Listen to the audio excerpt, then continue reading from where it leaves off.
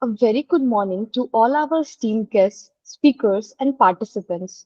Welcome to the inaugural session of the conference, Indian Knowledge Systems, Thought, Theory, and Tradition for Human Resource Excellence, organized jointly by National Institute of Technology, Rourkela, and the Indian Council of Social Science Research. Today, as we gather here, I am reminded of a profound Sanskrit shloka that encapsulates the essence of our journey.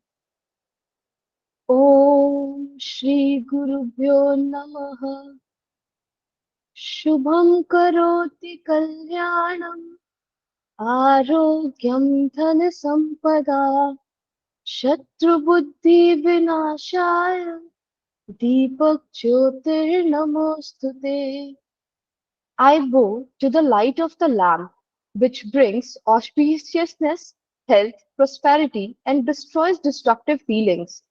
It symbolizes the transformative power of knowledge, which not only illuminates our path towards prosperity, but also eradicates the darkness of ignorance and hostility. With this note, I extend a warm invitation to all of you to actively participate, share your insights, and join hands in shaping the future, rooted in tradition and enriched by innovation. Now, I would like to call Professor Subi Verma ma'am to welcome our esteemed guest speakers.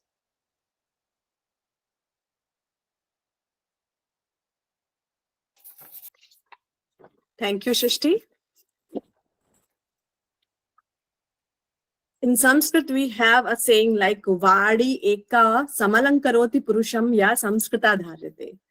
So, as you have already started session with a very beautiful saying, Om Shri Gurubhyo Namaha, that is itself a kind of a mantra.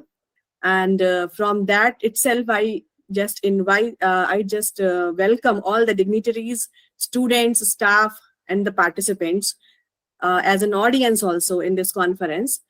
And this saying, Om Shri Gurubhyo Namaha, is itself sufficient to demonstrate the essence of our conference because it signifies the knowledge tradition of India, that is Bharat. And here the knowledge dissemination was done by a guru.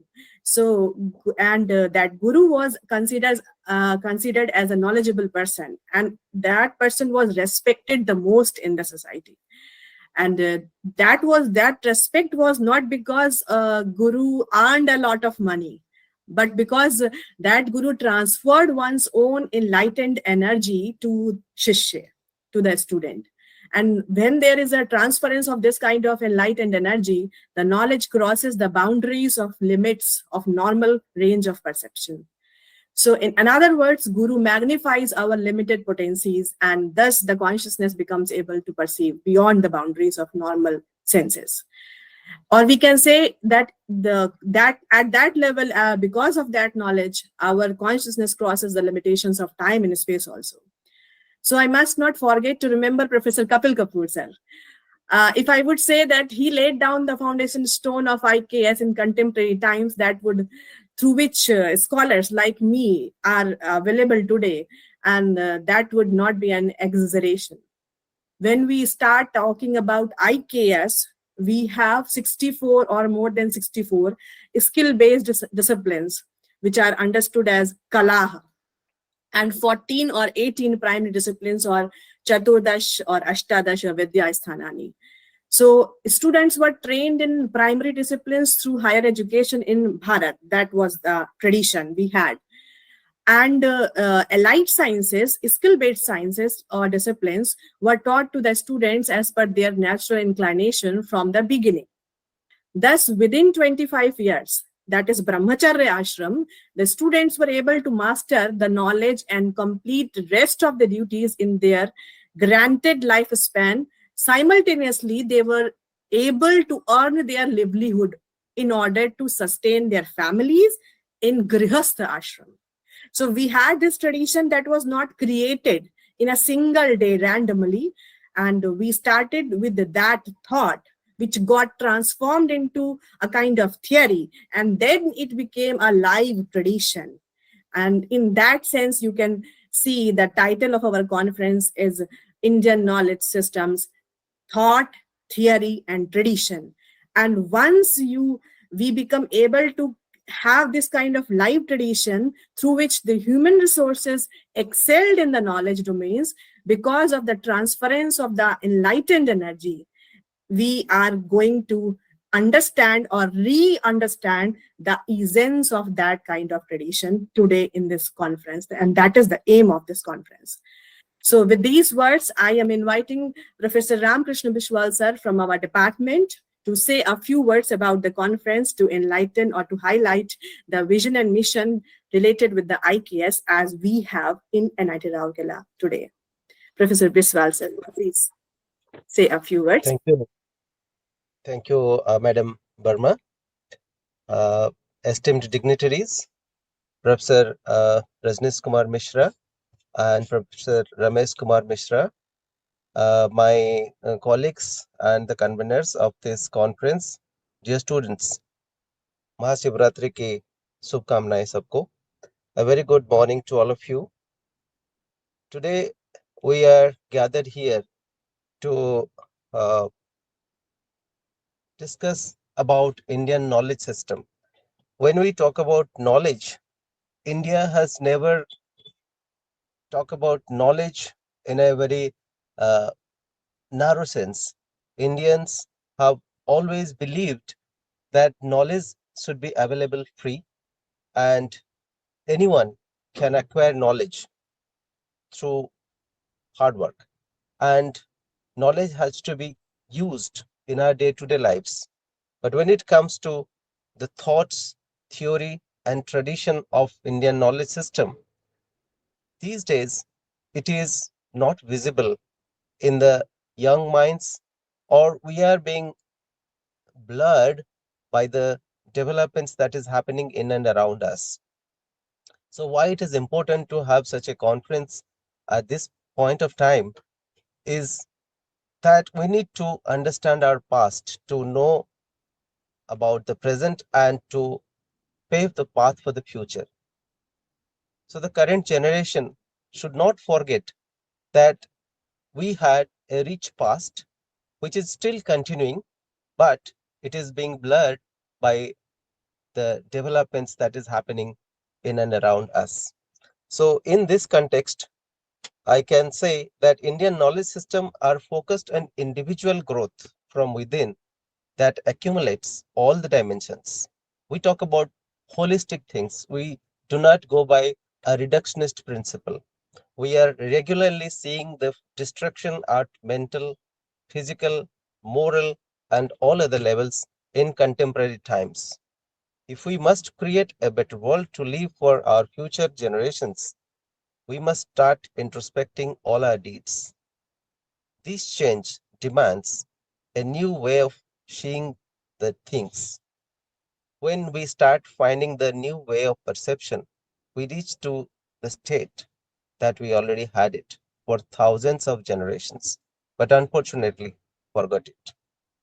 And in that process, we reach to the conclusion that our own heritage is vast and advanced, that we need to create a new version. Rather, we must just start revisiting our own tradition of knowledge, where transference of knowledge was not merely a way of earning the livelihood, but it was also a way of living life. So today, it's a great pleasure for all of us that we are going to begin that journey to revisit ourselves. With these words, I welcome all the dignitaries, students, participants in this conference. Thank you. I also invite Professor Koteshwar Rao sir for to say a few words about this conference. Thank you. Thank you, Professor Biswal. A very good morning to our keynote speakers, plenary speakers, and participants, and welcome to the inaugural session of the conference on Indian knowledge systems. I wanted to be a part of organizing this seminar for various reasons. I share a few of my thoughts. There is a growing interest in Indian knowledge systems, shortly IKS, at the global level. IKS forms a part of human knowledge and the country's heritage. They encompass diverse knowledge traditions including codified knowledge in Sanskritic tradition, indigenous and local knowledge systems and practices of diverse populations, communities like tribals who have developed and transmitted over generations. However, there were, there are challenges to the IKS, such as devaluation under the colonial influence, knowledge hierarchies, the relevance of such knowledge traditions in modern times, and the rapid erosion of some traditional systems. However, there is a growing focus on their re-evaluation and revival as they can offer many lessons to global knowledge and societies.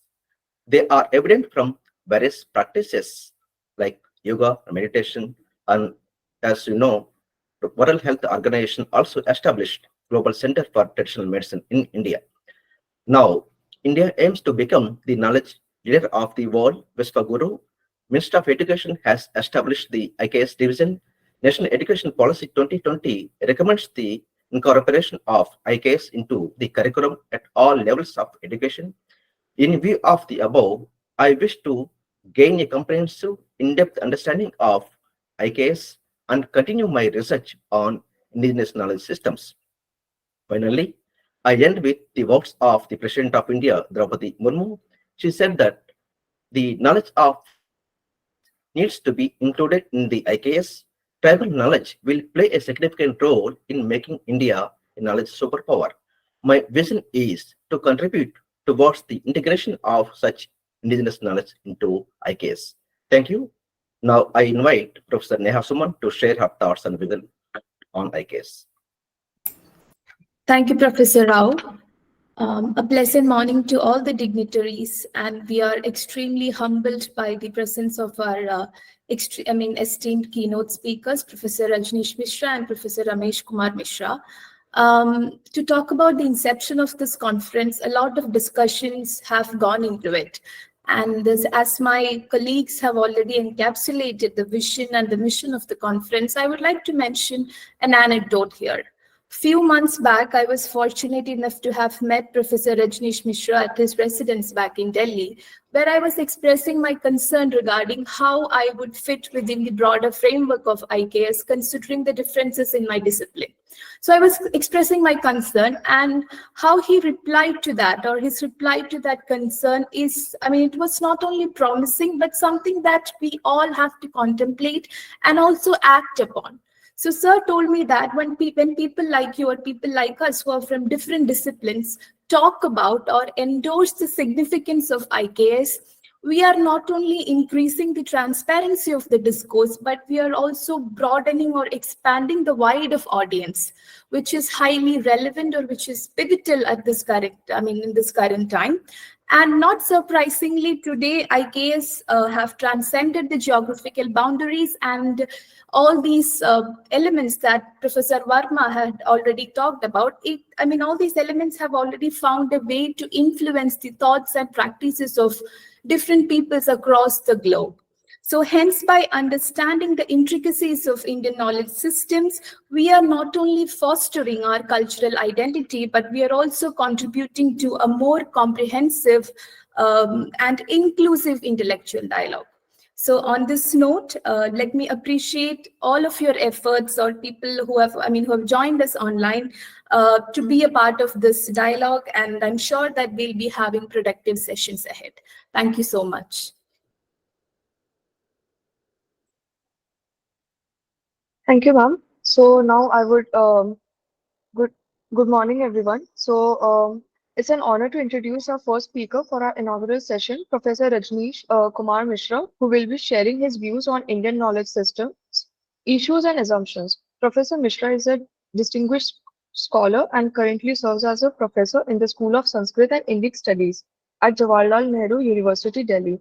With a remarkable breadth of knowledge and expertise, Professor Mishra's areas of interest and specialization encompass Sanskrit linguistics, philosophy of language, Indian grammatical tradition, literary theory, comparative poetics, and aesthetics, as well as Kashmiri Shaiva, philosophy, and Buddhism.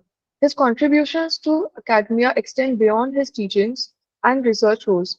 Professor Mishra has held key editorial positions, including serving as an associate editor for the Encyclopedia of Hinduism, an 11-volume encyclopedia published by the Indian Heritage Research Foundation and Rupa & Co. He has also contributed significantly to international collaborative projects such as Sahitya Akademi, Encyclopedia of Indian Poetics, and the Indo-Irish Anthology, and many more. Doctor Mishra was awarded with Okita Memorial Fellowship by Japan Foundation and the Indian Council of Cultural Relations in 1998. We welcome you, sir. Now, it is my privilege to introduce our second distinguished keynote speaker for today's inaugural session, Professor Ramesh Kumar Mishra, sir, who will be sharing his views on contemporary theories of cognition and Indian perspective. Professor Mishra is a prominent figure in the field of cognitive sciences and allied disciplines, currently serving as a faculty member at the Center for Neural and Cognitive Sciences, University of Hyderabad, which is one of India's leading research universities. With expertise spanning attention, visual processing, bilingualism, and language processing, among other areas, Professor Mishra has authored numerous publications, including his recent book, Bilingualism and Cognitive Control, published by Springer. As editor-in-chief of the International Journal of Cultural Cognitive Science and serving on the editorial boards of prestigious journals like Bilingualism, Language and Cognition, his influence is felt globally. His commitment to advancing the field is evident through his involvement in international invites and esteemed affiliations, including his role as a founding member of the Society for the Cognitive Sciences of Culture. We welcome you, sir.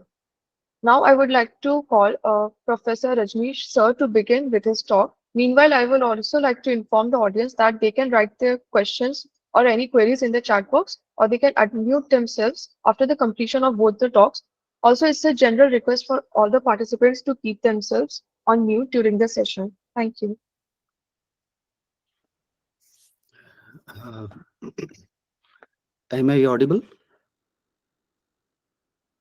Yes, sir, you are. Yes, sir. Okay.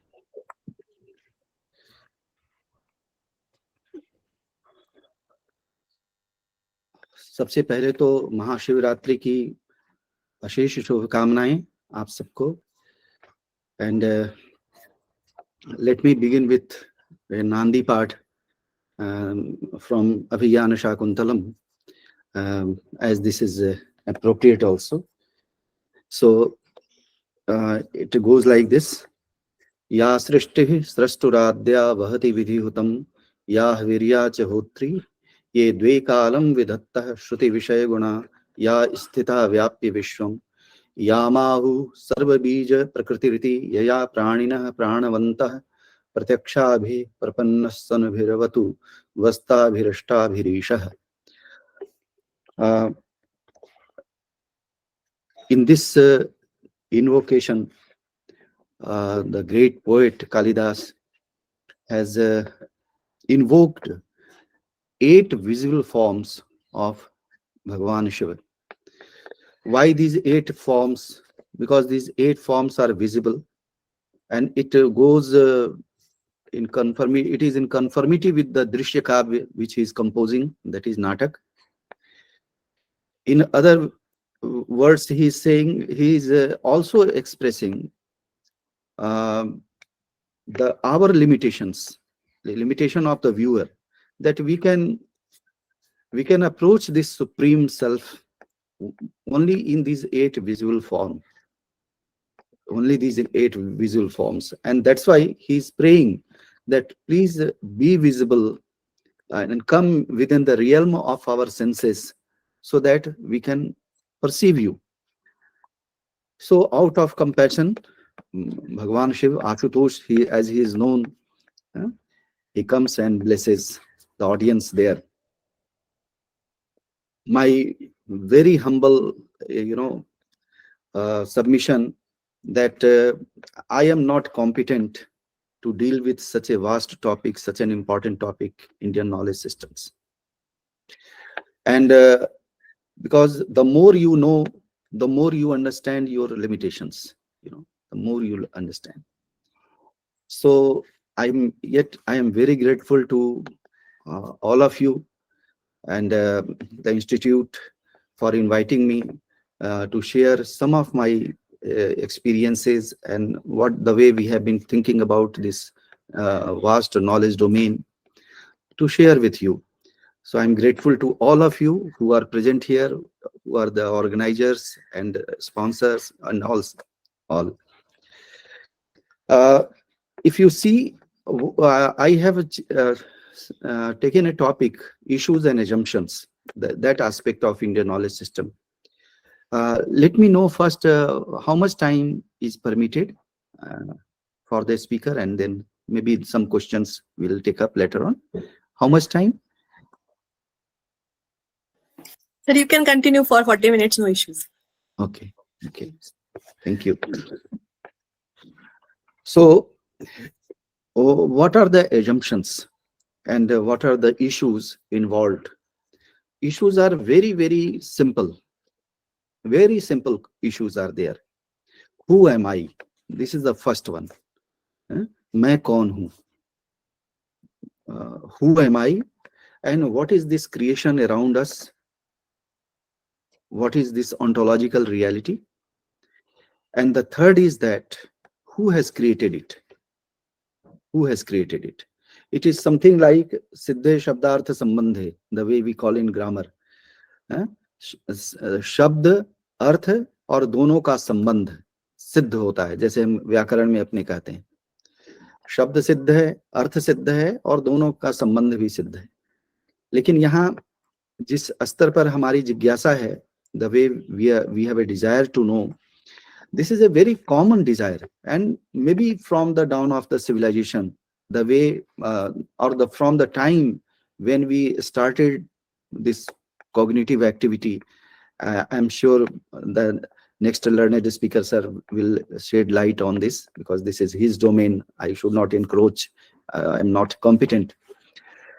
So, who am I, and what is this creation, and who has created it? Responses are there. I'll come on those responses a little bit after this. You see, India is essentially a knowledge civilization, a knowledge-centered civilization. And there are other knowledge traditions also. We do not say that other civilizations do not have this tradition of knowledge. They do have, but their foundations are different. As if you look at the ancient Greek civilization, that is also a very powerful knowledge civilization, but that is founded on the notion of rationality. That's why they developed a discipline like philosophy, and philosophy is essentially a discipline based on logic, buddhi tattva jisko hum kehte hain. So Greek philosopher would never accept anything that cannot be explained logically. And that's why while going through the works of Plato and Aristotle and others, you hardly find any statement from the earlier texts or thinkers just to support their point of view. So everything is very fresh. Even the oracles are examined. As you know, there was an oracle in Delphi that Socrates is the most learned person, wisest person in Athens. When he heard about it, he said, let's examine it. He didn't accept. So this kind of attitude, and that created this great civilization. Greeks were the people who were interested in creating the empire of ideas, based on logic. And philosophy as a discipline of knowledge comes very close to what we call anvikchiki, not darshan. Anvikchiki is somehow very close to this. But philosophy goes something beyond this realm of logical thinking. Naisha Tarkena Matya Parapaneya, like this statements are there in Upanishad, that Tark cannot establish this, because Tark has its logic, has its own, it is important, but it has certain limitations. And whatever we established by means of logical logical process of logical reasoning. That is not the end of reality. That is not the end of reality. And maybe through this logical processing of reality, we are not able to know reality as it is, but we are structuring reality in a way through these logical means. So, the means also determine the nature of knowledge of the object, the means which we apply. That's why epistemology is very, very important here. So India remained, even today, a knowledge-centered civilization, and knowledge is supreme. It is highly, highly respectable, and the name Bharat is suggestive of this fact. Bha plus Rat. Bha means light. So a civilization that is always engaged, Rat, engaged in search, in quest of this supreme reality, knowledge of this supreme reality. So, and the oldest text which we have is called Ved. That also means knowledge. That also means a reflection on reality or whatever. What is the beauty of this knowledge civilization? And that can be highlighted by this fact that it extends from jigyasa to neti neti. Jigyasa to neti neti. Jigyasa means desire to know. So athato brahma jigyasa, athato dharma jigyasa, like this the text begin. Jigyasa needs a little bit consideration. Jigyasa is that stage of inquiry where we give up all our biased views, prejudices, and then start afresh. With those baggages, we cannot approach reality, and we will never be able to know the reality as it is. So that's why the concept of rishi is important. Rishio mantra drashtara. Rishis are the seers of mantras. They are not the creator of mantras. We are not here to structure reality, create reality. No, we are here to be a witness, be a seer, to see the way it is there. This is our role in this whole cognitive process. So from jigyasa to neti neti, na iti, and that is the continuous process. That is the continuous process. Indian knowledge tradition never say that the final statement about truth and reality is recorded and there is no need further. They never say. So it's a continuous journey, and that's why this civilization remained awakened throughout these odds in history, upheavals which we have faced for a millennia or more than that in our history. But this Jnana Ganga has never dried up. It is continuous. Now, if we, I'm reminded of Bacon in his Novum Organum.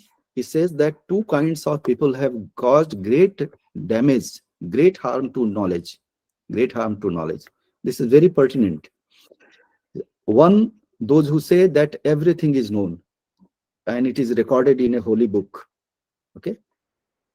So there is nothing much to worry about. Everything has been taken care of. It is recorded already.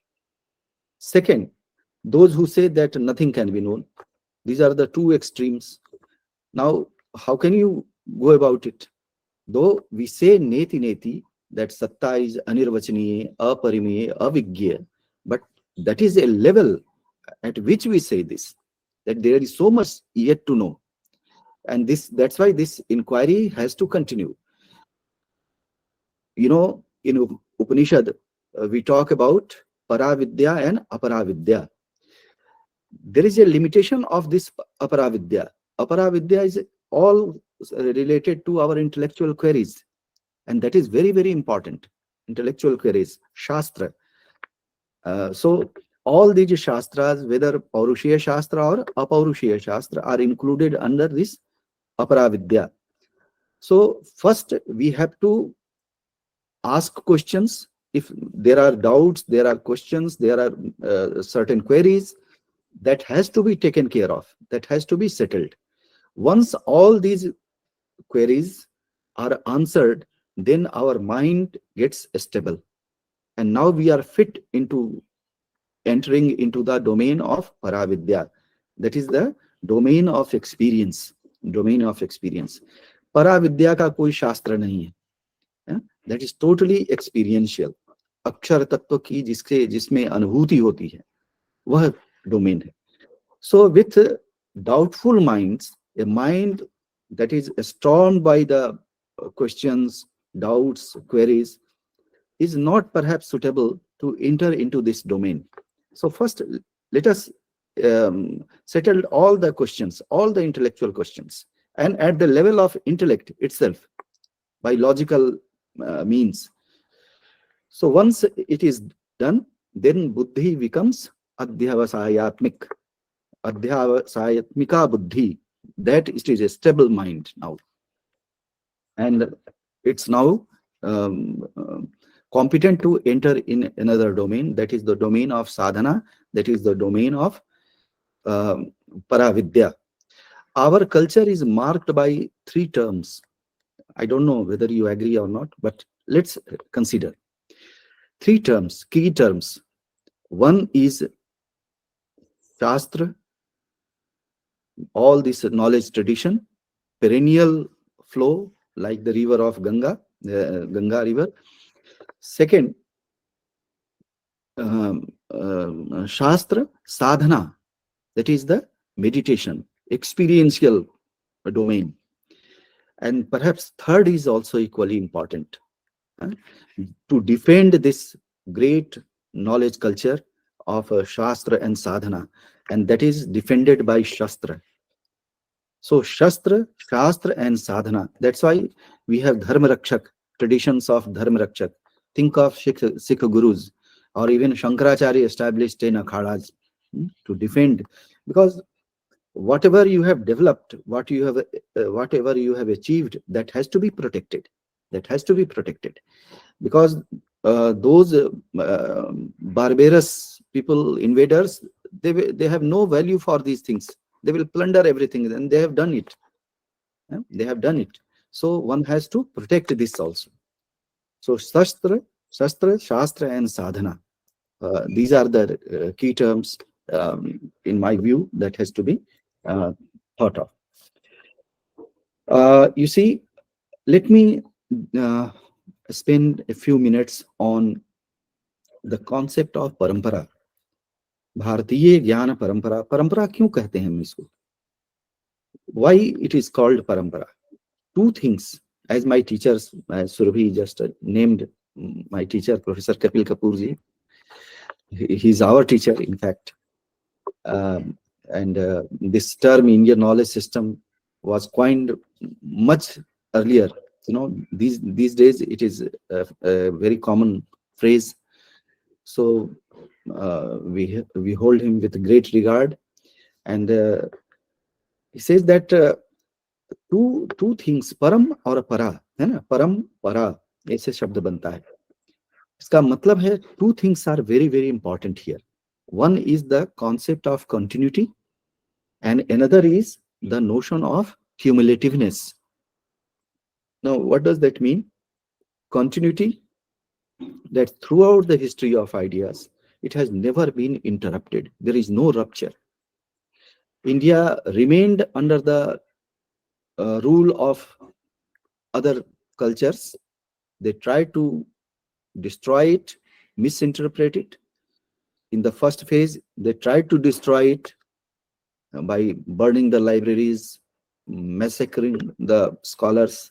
In the another phase, during the colonial phase, they tried to misinterpret it. दोनों तरीके से कोशिश की गई. So it's a continuity, but its continuity is never, blocked. It is uninterrupted and without any rupture. This flow continues, and credit goes to our great scholars, our great acharyas, who despite all these odds the community has faced, the country has faced, they made it a point that it should not be interrupted. I think the metaphor of Saraswati going invisible can be considered in this context. Saraswati लुप्त हो गई, इसका मतलब क्या हो गया? सरस्वती नष्ट नहीं हुई, अदर्शनम लोप हो गई, है ना? अदर्शनम लोप अब दिखाई नहीं देती, लेकिन विद्यमान है, उसको बचा के रखा आचार्यों ने, है ना?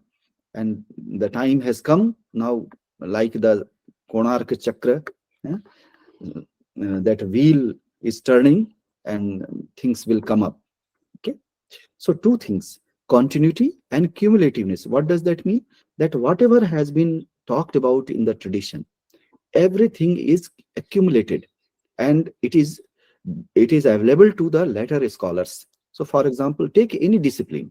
So we talked about Vidyasthanas and others. Take any discipline like grammar, like music, like literary theory, any discipline, philosophy. You'll find that the acharyas are composing the texts in full knowledge of whatever has gone before them and whatever has been discussed before them. Take an example of Panini himself, 7th century BC grammarian,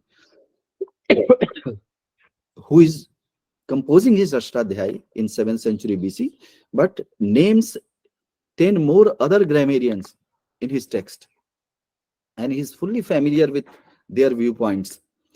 And the same is the case with Yask, even before Panini.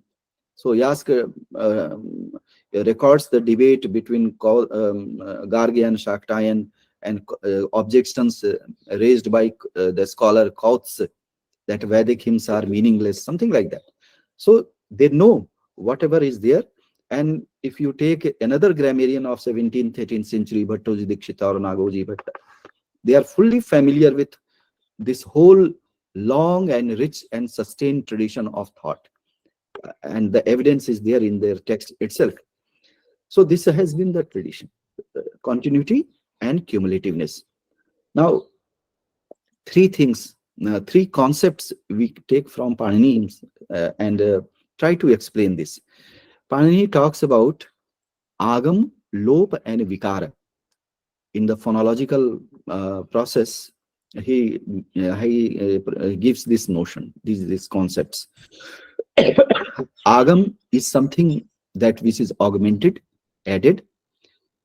Lop is that something which is not visible. It is very much there, but not visible, maybe in hibernation for some time, but it is there. It is not non-existent. And the third is vikar, that is modification. Parampara is something that continues with this. It is not a stagnant water. It is a continuous flow. And in this flow, something is augmented, something goes in hibernation for some time, and something is modified. So it keeps on renewing itself. It is a perennial flow. Two more notions I may take from Bhagwan Panini himself to explain it. And that is in explaining the fifth case, that is ablative case, apadan karak. He gives you sutras. I am just referring to two sutras which are pertinent here. Dhruvam apaye apadanam. Dhruvam apaye apadanam. That means that if something is separated from a definite reference, then in the source from where something is separated, one has to use ablative marker. Fifth case, vibhakti. So, vrikshat patrani patanti, leaves are falling from the tree. So, there is a separation of leaves from the tree. So, tree is in the fifth case, ablative marker. But this is a kind of separation that is perennial. Now, in no other time these leaves are going back to the tree. This is a separation forever. This is a case of tragedy, what we call tragedy, tragedy and comedy. So separation, it's a case of tragedy. Parampara is not in this sense. Parampara is in another sutra. Bhuvah prabhavah. Bhuvah prabhavah. It means that something that originates from some source, in that source itself is also we use ablative marker. So Himalayat Ganga Prabhavati, Himalaya se Ganga prakat hoti hain, nikalti hain. Now in this sense, Ganga is perennially bound in the Himalayas, okay, yet flowing in other direction. Parampara is like this. It is never separated from the source, and the source is what? Our Agam and Nigam texts. From there it flows. Multiple thought systems are created, multiple streams of thoughts are created in course of time, and this is how it is flowing uninterrupted throughout these millennia. So I hope this makes this idea a little bit clear. Now, we talked about that it goes from jigyasa to neti neti. And important thing is that there are certain assumptions in this knowledge system. Knowledge for what? Why knowledge? Because knowledge is important for ourselves. Indian civilization is a perennial quest for the self. We just talked about Greek civilization, that it is based on logic. That is also a quest of the self, but with the means of logic. So there is a rational self Greeks are trying to locate, trying to establish rational self. Our quest is not that simple. We need to go beyond that. Who is there who is performing this act of thinking? Who is performing this act? So the idea is to know this reality, know this knower who knows everything, who claims to know certain things. Who is that? So it's a quest for the self, and that's why this culture is called Adhyatmik Sanskriti. Adhi Atma. The question related to the self is very, very central to our culture. So that's why, and the answer is, response is always there. Atma avare drashtavya shrotavyo mantavyo nididhyadisabhya. So this Atma, this self is worth knowing. That is the core of our quest. So you will see this is how it goes on. And there are certain assumptions. Why this knowledge? Because this knowledge ensures liberation. It liberates us from our narrow self. Till the point we are, enshrined with this multiple identities, fragmented identities, we never experience our real self. So knowledge ensures this liberation. Ih jnanam moksha karanam, as Abhinav Gupta, the great philosopher, mystic, grammarian, musician, whatnot of 10th, 11th century Kashmir puts it. Ih jnanam moksha karanam. So knowledge is that which ensures liberation from the narrow self, from the divided self. If a knowledge doesn't do this, probably that is not be designated as knowledge. That is another form of ignorance. So that's why Shiva Sutra, another text from Kashmir Shaivism, says Jnanam Bandha. Knowledge is bondage. What kind of knowledge? This limited knowledge. The knowledge which is conditioned one. That is not itself is controlled. That is itself is bound. How can it ensures? How can it ensure liberation? So Jnanam Bandha. There are multiple interpretations of this sutra, so we'll take up later on. See, this. So, jnanam moksha karanam bandha nimittasya ajnanasya virodhakatvat. So that why it is the cause of liberation, because it is in opposition to ajnana, ignorance, which is the cause of bondage. Bandha nimittasya ajnanasya virodhakatvat. उससे उसका यह विरोधी है, इसलिए यह ज्ञान मोक्ष का कारण है. And what is moksha? Again, Abhinavagupta says that moksho hinam naivanya swarupa prathanam hita. That moksha is nothing else but the expansion of the self. Expansion of the self. The self is not restricted. This universal consciousness is not restricted. It is as it is permeated, all pervasive. So स्वरूप प्रथन विस्तार, स्वरूप का जो विस्तार है वही मोक्ष है, कोई और वस्तु नहीं है. तो जिनसे वह स्वरूप परिसीमित हो जाता है, लिमिटेड हो जाता है, उनको हम बंधन कहते हैं. So when we eradicate those causal factors that makes us limited, the self is always expanded. The self is never in the contracted form. You know, it is like नित्योदित सूर्य. सूर्य जैसे होते हैं, हमेशा प्रकाश रहता है उनका, ऐसे ही यह सेल्फ है, उसका वास्तविक रूप ही यही है. Our perception of the self is somehow problematic. So those things has to be eradicated, and then the self is already there. Nothing is something which we are going to achieve. It is always there.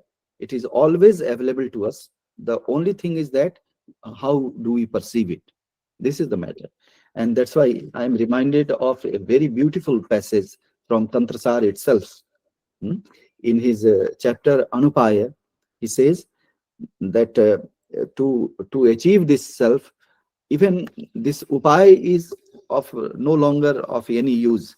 It is useful in other domains, but not here in the domain of Anupaya, because the experiencer is already established in that vast consciousness.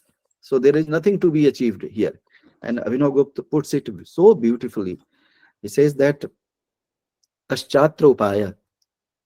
For Surabhi, this may be a very much a kind of repetition, but anyway, good things need to be repeated again and again, है ना? नाम जप होता है ना, उस तरह से.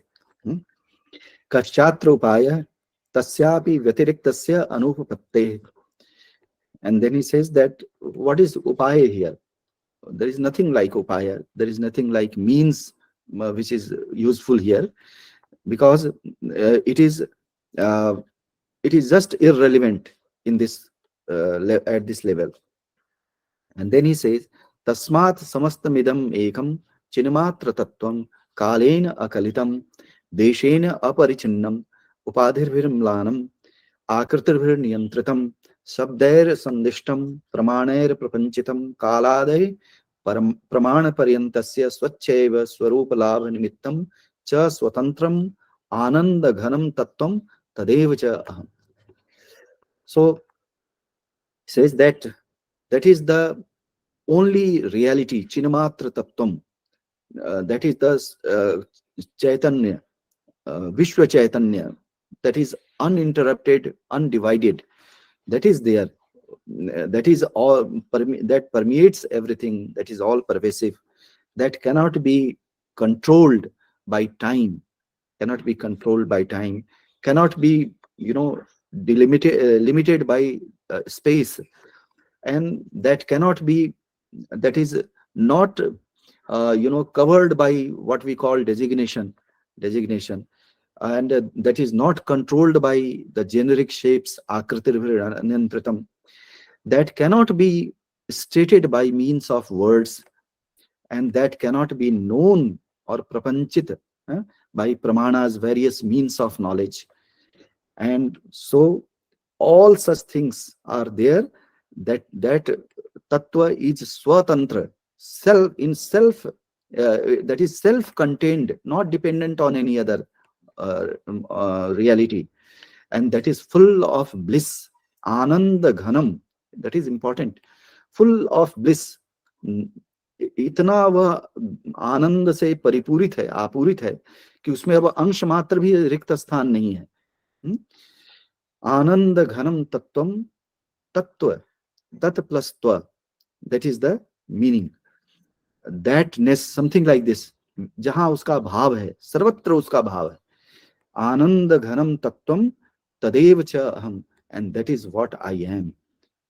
So I am this Vishwa Chaitanya, totally uninterrupted, undivided, uncontrolled by time and space, not divided by any means, and full of bliss.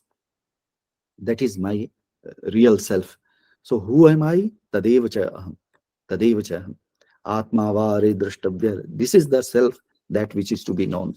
So in this sense, I had told that Bharat is essentially an adhyatmic Sanskriti.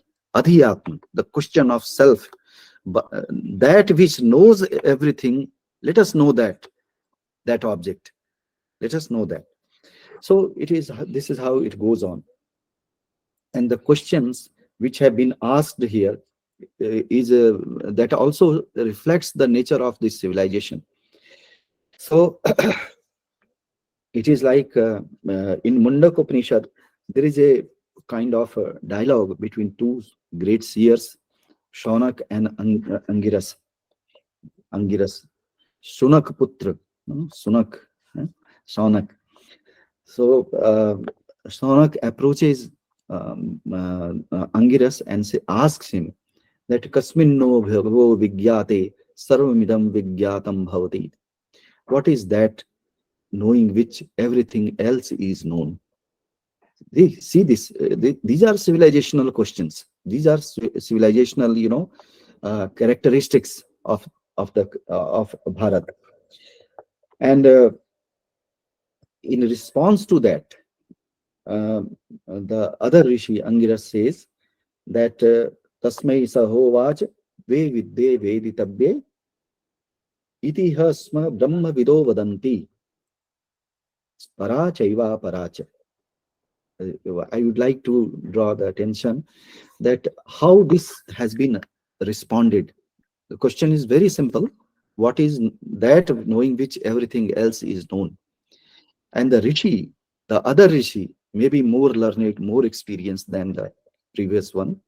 Okay, because we ask such question whom we trust, who can answer this. So the other Rishi with full, benevolence, he says that he's not answering in the direct form that, okay, I know everything, I will explain it to you. Not like this, abruptly. He says that Ve vidye veditabye. There are two vidyas to be known. Remember that at this level, when we are talking about Paravidya and Aparavidya, we are not making any value judgment like this, that Para is higher and Apara is lower. No. Classifications are always horizontal initially. In course of time, they become vertical. All classification tend to be vertical in course of time. So that is another thing. So here he says that dve vidye veditabbe, two knowledge systems, two vidyas are to be known. Iti hasma brahma vido vadanti. That is why the great earlier seers have said this, stated like this.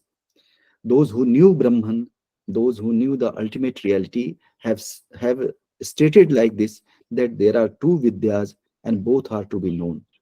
So he's not saying that I am the authority. He is relating it with the parampara. Yad brahma vido vadanti, जो पहले से ब्रह्मविद ऋषियों ने कहा है, उसको वो कह रहे हैं.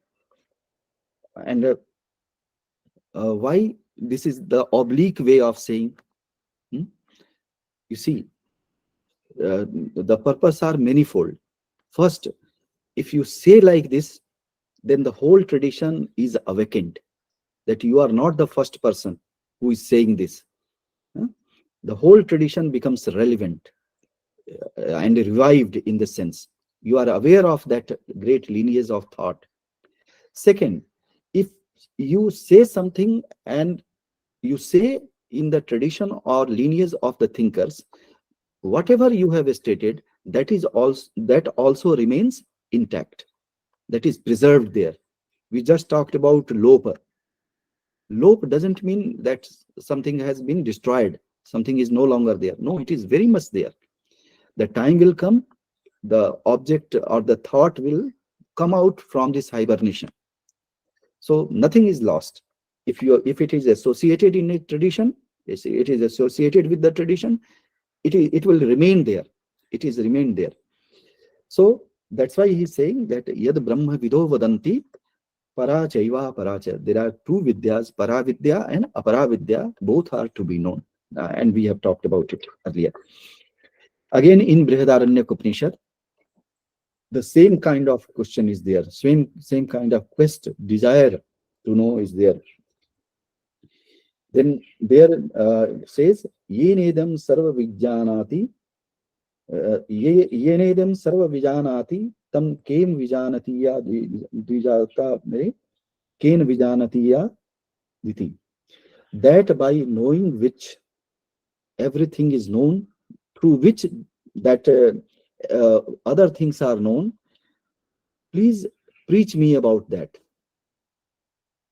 That which helps us to know other things. I want to know that object. So yenedam sarvam vijanati, जिसके द्वारा सब कुछ जाना जाता है, उसका उपदेश करने के लिए कहा जाता है. So this is the perennial quest of the self of this, and that initiated this knowledge tradition. And there are many more things which we have seen in this tradition. Knowledge has certain domains. One is that which we just talked about, intellectual domain and the experiential domain. And the same is again reflected upon in Chandogya Upanishad, where Narad approaches Sanat Kumar and asks him, expresses his issues, that I have studied all the 14 Vidyas, yet, and I have heard that those who know them transcends suffering, but I am still suffering. I have not transcended this state of sorrow. So that means there is something wrong, something yet to be reflected upon. So kindly preach me. And then Sanat Kumar says that whatever you have known them through the words only. You are a Shabdavit. You are a Shabdavit. You are a Mantravit, not a Atmavit. You are not an Atmavitta. You are a Mantravitta only. And that's why you are still surrounded by this sorrow. So these are the things. And assumption is very, very important here. That as I begin with the concept of jigyasa, it is all the time reiterated that we are not going to say something new. You see, the concept of originality, कि मैं कुछ नया कहने जा रहा हूँ, मौलिक कहने जा रहा हूँ, itself is a very, very, non-serious thing in our culture. And this you can test. You go in the public and then say that this is my original thought. I am saying it for the first time. And see the reaction of the people. People will look at you with sympathy. That बेचारा कम जानता है इसलिए ऐसे बोल रहे है ना. So always the tradition is respected, and if you say something, that is your original, maybe your original thought, but if you say in the lineage of thinkers, then it will be acceptable. It will be acceptable. So in this tradition, that as in a Nyaya Manjari, he says that Jayanta Bhatt, Jayant Bhatt. It's a beautiful shloka. I am not able to resist. Kuto va nutanam vastu. Where is the new object? Vayam utprekshitam kshama. Vacho vinyas vaichitram atram atra vicharyatam. That there is nothing new. It is all already stated, already expounded, explicated. We are here only to say in through new linguistic organization, organizing our vachan vinyas in different way. That is our contribution only. The object is already discussed. It is very much there. But this is the duty of the Acharya Parampara to reiterate it again and again through different vocabulary, through different phrases, through different discourses. So this is how it goes on. This is the role of Acharya Parampara. So, sir, 5 minutes more. Okay, definitely. I'll conclude. And then here he says, this is Haribhadra Suri, that this quest is without any bias or prejudices. So that's why he says in his Shardarshan Samuchaya, says that Pakshapato na me vire na dveshah kapiladishu, that I am not biased with Mahavir. Pakshapato na me vire. Veer means Mahavir. He himself is a Jainacharya. So he's saying that there is no prejudices of something that which is related to my acharyas, and I am not envious of Kapil Adi, jo rishi hain, Kapil Adishu. Yukti mad vachanam yasya tasya karya parigraha. Jiska vachan yukti sangat ho, logical ho, consistent ho, let us accept it. So this kind of approach has been there in this knowledge tradition, and that helped us to create this vast knowledge system from the Ved, Agam, and philosophical systems, and Brahmanas, Aranyakas, and all such things. So it goes on like this. Now, just one more thing, and then I will stop. There are certain characteristics of this knowledge system. That's why we call it Indian knowledge system. कुछ तो भारतीय होना चाहिए ना, जिसके लिए विशेषण लगाया है हमने. तो पहली चीज तो ये है कि in this tradition there is no difference between lok and shastra. Lok and shastra are complementary to each other. I'm just pointing out, since the time is very much less, and there is no dichotomy between lok and lokottar. There is no dichotomy, something like sacred and profane, lok and lokottar, and evidences are there in Kavya Purush, the way we see it in Kavya Mimamsa of Rajshekhar. Kavya Purush visits this the whole subcontinent Bharat, and then Kavya Purush, the concept of Kavya Purush itself is very, very important. Kavya Purush is not worldly. He is the son of Saraswati. So there is an element of divinity, but Saraswati has not allowed him to ascend to Swarga. He's asked to stay here on this earth. इस पृथ्वी लोक पर रहने के लिए उसको कहा गया. So this is the a kind of लोक and लोकोत्तर. काव्य में, कला में हम क्या करते हैं, देखिए, बस यहीं समाप्त कर रहा हूं अपनी बात. काव्य या अन्य कलाएं जो भी हैं, उनमें बस एक भेद है बाकी चीजों से.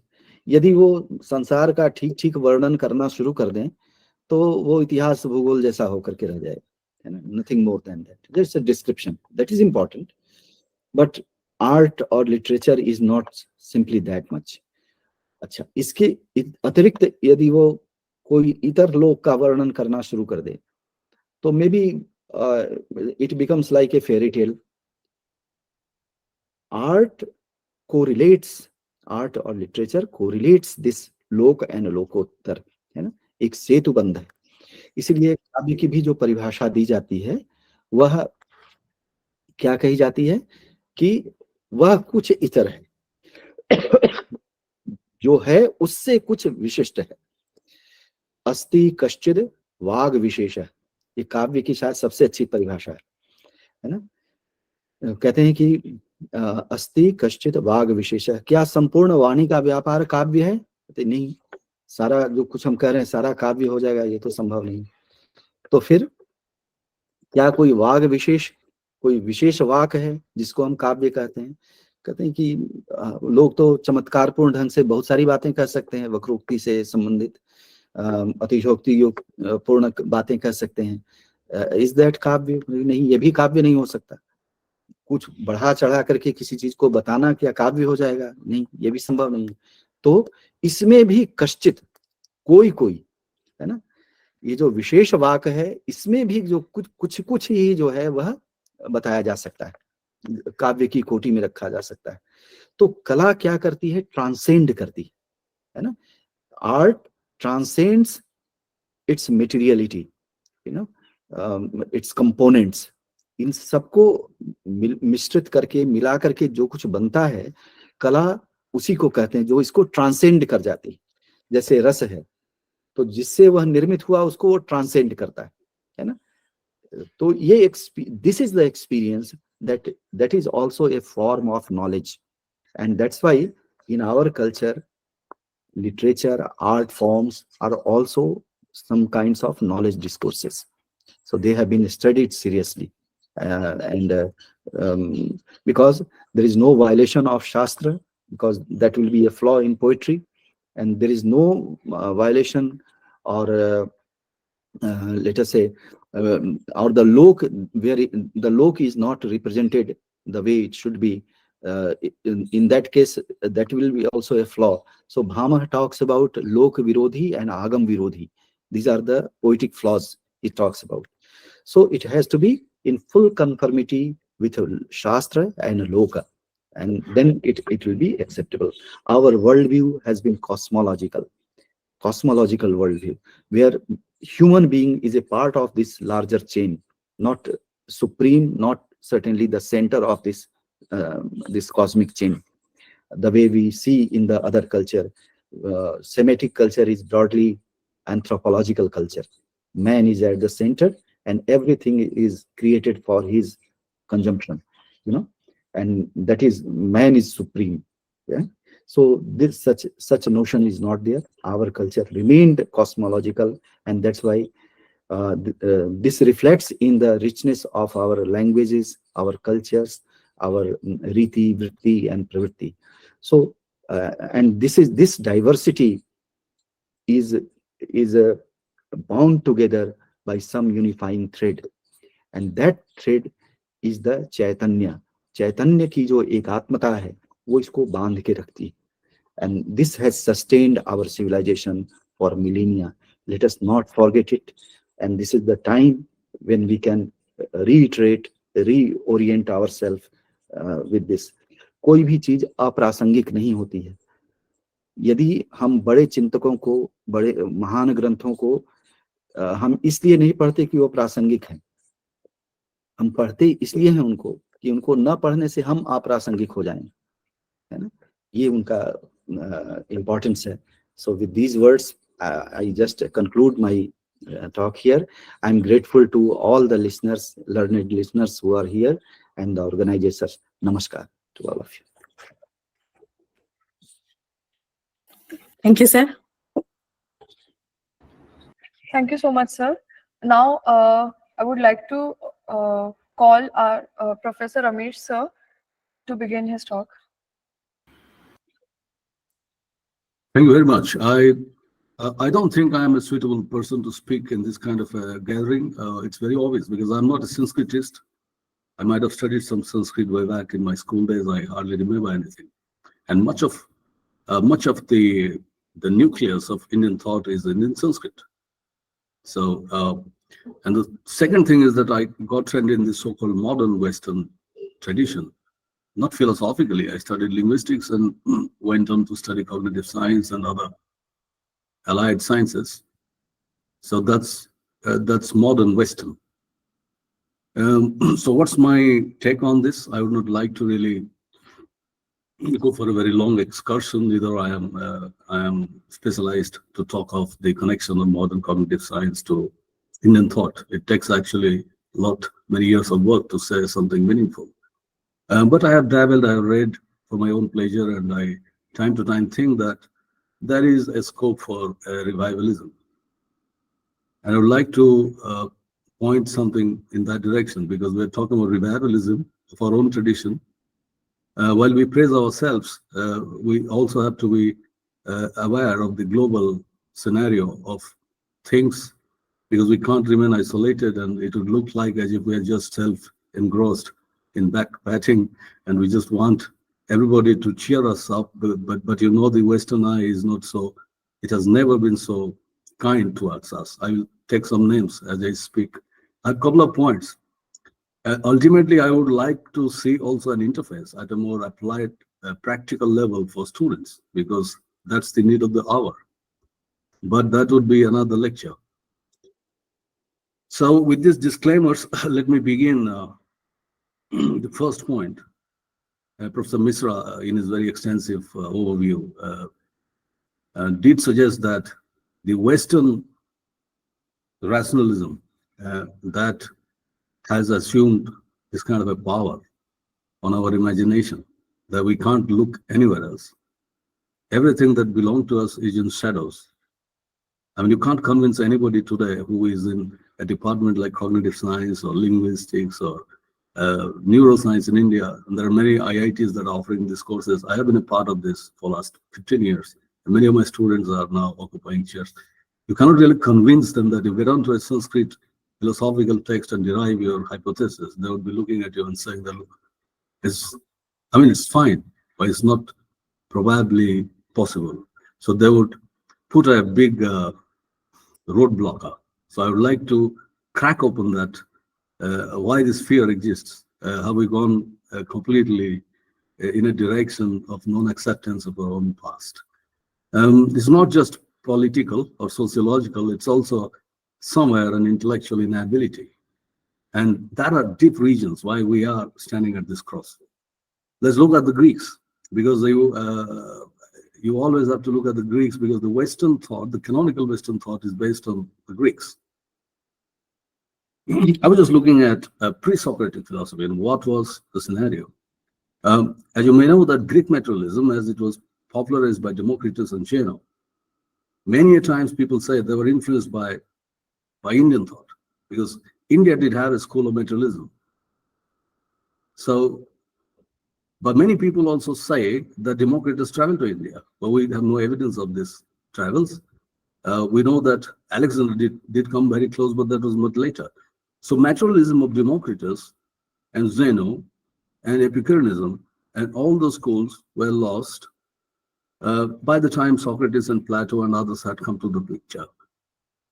And Plato and Socrates, particularly Plato, never refers to Democritus, because Plato rejects materialism of all kinds. Plato was a pagan. Plato rejects materialism and the atomism of Democritus, which was a very influential school of thought for many hundred years, very parallel to many Indian philosophies of that time. And Plato rejects it. Plato wants to remain in the world of ideas and forms, and Plato believes in soul and disembodied existence after death, so on and so forth. So why I'm referring to all of this will become clear to you. Just have some patience. Now we have Aristotle, which is natural philosophy, who was a student of Plato, and Aristotle did his best to have a classification of things that are natural. Aristotle was also pagan in a different way. He didn't believe in key ideas of Plato, but Aristotle was a believer in the existence of soul. Aristotle did believe that the creation was not a natural phenomenon. Somebody must have been there. So Plato and Aristotle rejected materialism, that was their own tradition, and went for a dualistic worldview. This dualism became a very critical point for early Christians, particularly St. Augustine. So if you look at early Christianism and later Christianism, the revival of Christianism in the 12th century with Thomas Aquinas, so we have to ask ourselves this question: why the Christians were so keen to revive Platonic and Aristotelian ideas? Because they found in these authors a very sound idea that they could bank on, that the soul exists and there is a creator, and therefore you could reject materialism because it is completely untenable, it is not experiential. So you come all the way with revivalism of Christianity all the way till 16th, 17th century, when we have the beginning of science, and the Christian atheism begins there with Reformation, and you have many stalwart scientists who discovered foundational things in Western science, and they were all believers in Christianity, not in the Platonic sense, but in the sense that they could practice a form of Christianity that was atheistic, full of atheistic temptations, but they were dualistic too. Why all these things matter for a cognitive scientist? Because we are dualistic, even today, as we practice our science. So Western, traditional Western classical thinking has never been rational in that sense. I reject this idea that it is rational, logical. It has never been in 2,500 years. They have maintained a form of atheism within the dualism, and time to time they make use of it as per their convenience. And many of their greatest scientists, scholars of this century can be easily categorized within this umbrella. So I completely, I think that if you look at the Western canon, it has in its nucleus dualism, and which we have been. Although we had 6 schools, but the two had many schools, but primarily Plato and Aristotle kept ruling the ideas of the Western thinkers, and all others were forgotten. So rationalism is there only when you talk of empiricism and logicality of thought. But dualism has been their hallmark, and Christian religion would not exist unless until it accepts dualism. And much of the scientists, I mean, of this century as well, there were hardcore believers in the idea that creation was by God, and man's only job is to explain that creation and not to question it. So this fundamental dualism is present in many of the discussions that today we have, although we practice a kind of science that is purporeal. So what was happening during in India, as we know that we couldn't have a revivalism of the sort that Christians did for Plato. We didn't have that tradition because of the rampaging that happened to the subcontinent, and Professor Mishra was talking about that, about 11 or 1200 years of rampaging would not leave anything for you to imagine your own past. And particularly the codified knowledge that was in Sanskrit was lost, and people were harassed for their faiths and their beliefs. So we could not actually appreciate why a religion, our own stuff, that was philosophical. So it continued nevertheless, and it still continues, but its continuance in the minds of the intellectuals were less and less because of the Western materialistic ideology that enslaved us. So we were not allowed to be imaginative and holistic in our ideas because we wanted to be mechanical so that we could work for them, while they practiced their religion very, very well. So we have a problem in the revivalism because we were not granted that freedom. So having said that, my first point would be that if you want to really understand how revivalism would work, we have to get back to the West's practices of revivalism and maintenance of their own scientific worldview as well as their ancient dualistic faiths and the steps they have taken. All of these intellectuals that we refer to today, you talk of anybody, and they were clearly very, very dualistic till very recently. Why dualism matters? Because we, as cognitive scientists, cannot just talk about a mechanical brain because we know for sure that it doesn't mean much except that a mass of tissue. There is something else. So all kinds of serious questions need some sort of dualism, and Western cannot give us that scope. And there is monotheism there in some circles, but we see comparisons and parallels. Now, second point, where did we lose the ground? Yeah, colonialism in India has distinct epochs. The Islamists who colonized India for a very long time had their own viewpoints, their own method of doing stuff. But I think we were probably exposed a lot during the British colonial state. And why so? Because we could have done very well if we had sympathetic interpreters.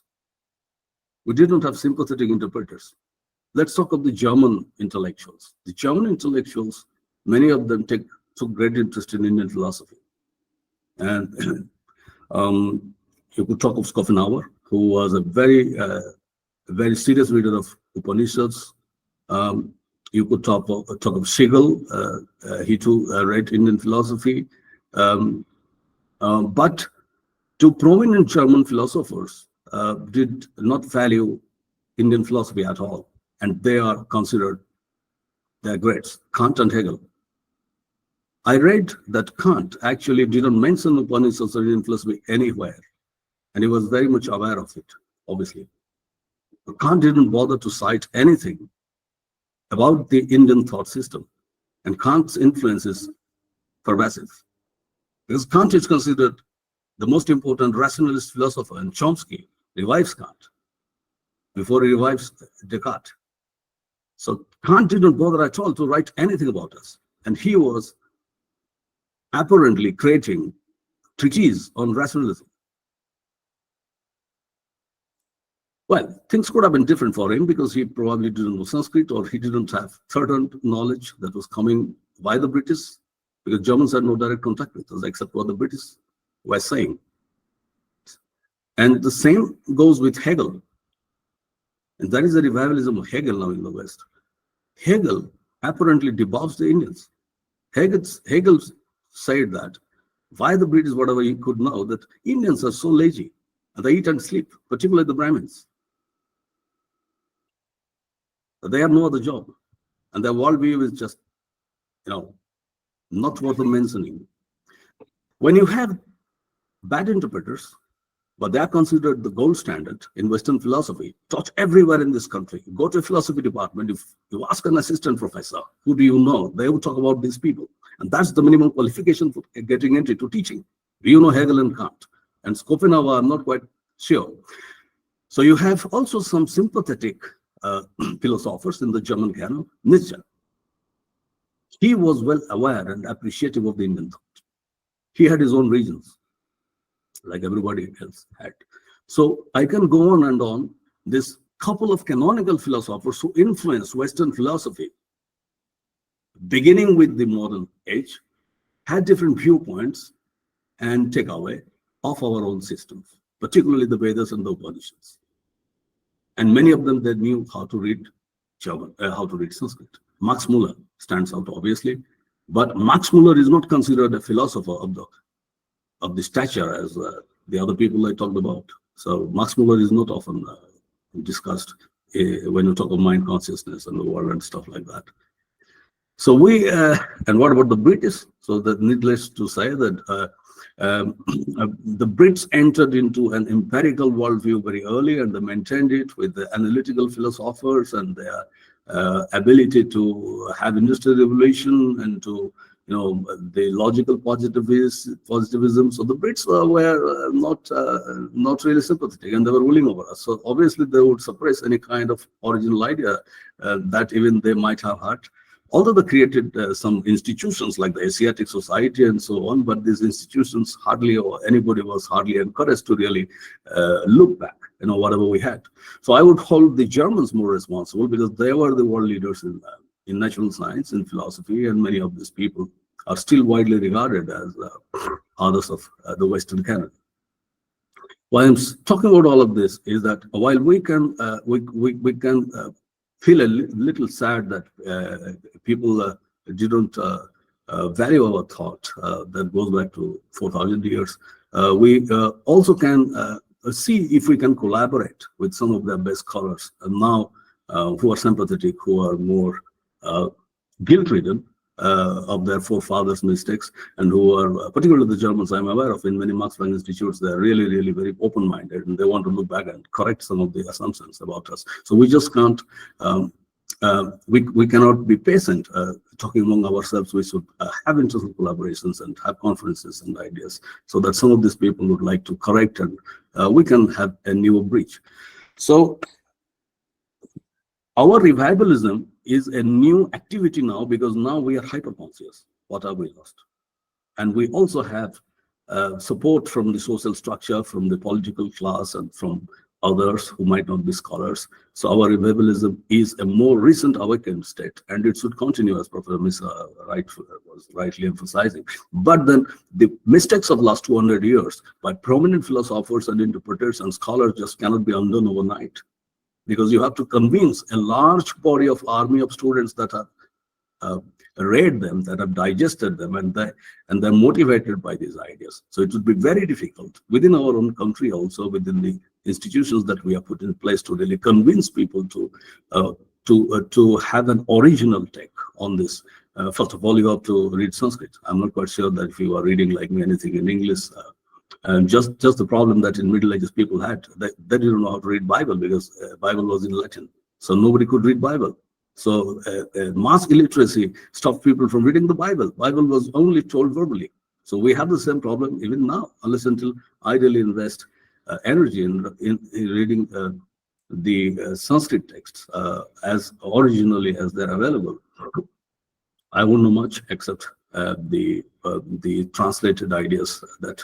And as linguists, we know that any language cannot translate conceptually another language, because that is not how it is.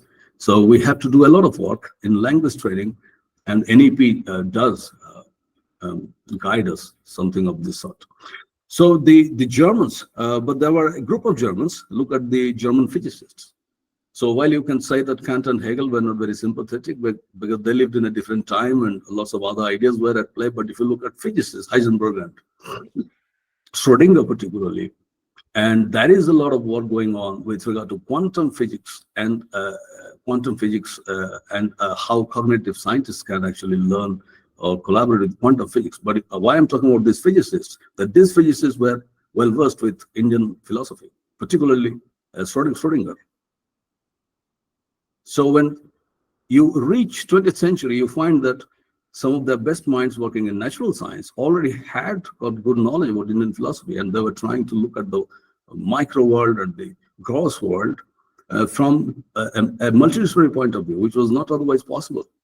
So if you read on Niels Bohr, you would find that many of his ideas were guided by philosophical reading.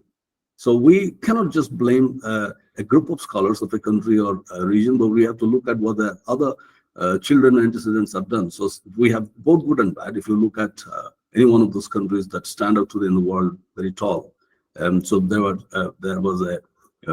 so quantum physicists did understand the quantum world, and there was a sort of transcendental expectation that it just cannot be atomic. So they were trying to understand Democritus, again reviving him, but and that was hardcore materialism, imagining that everything is just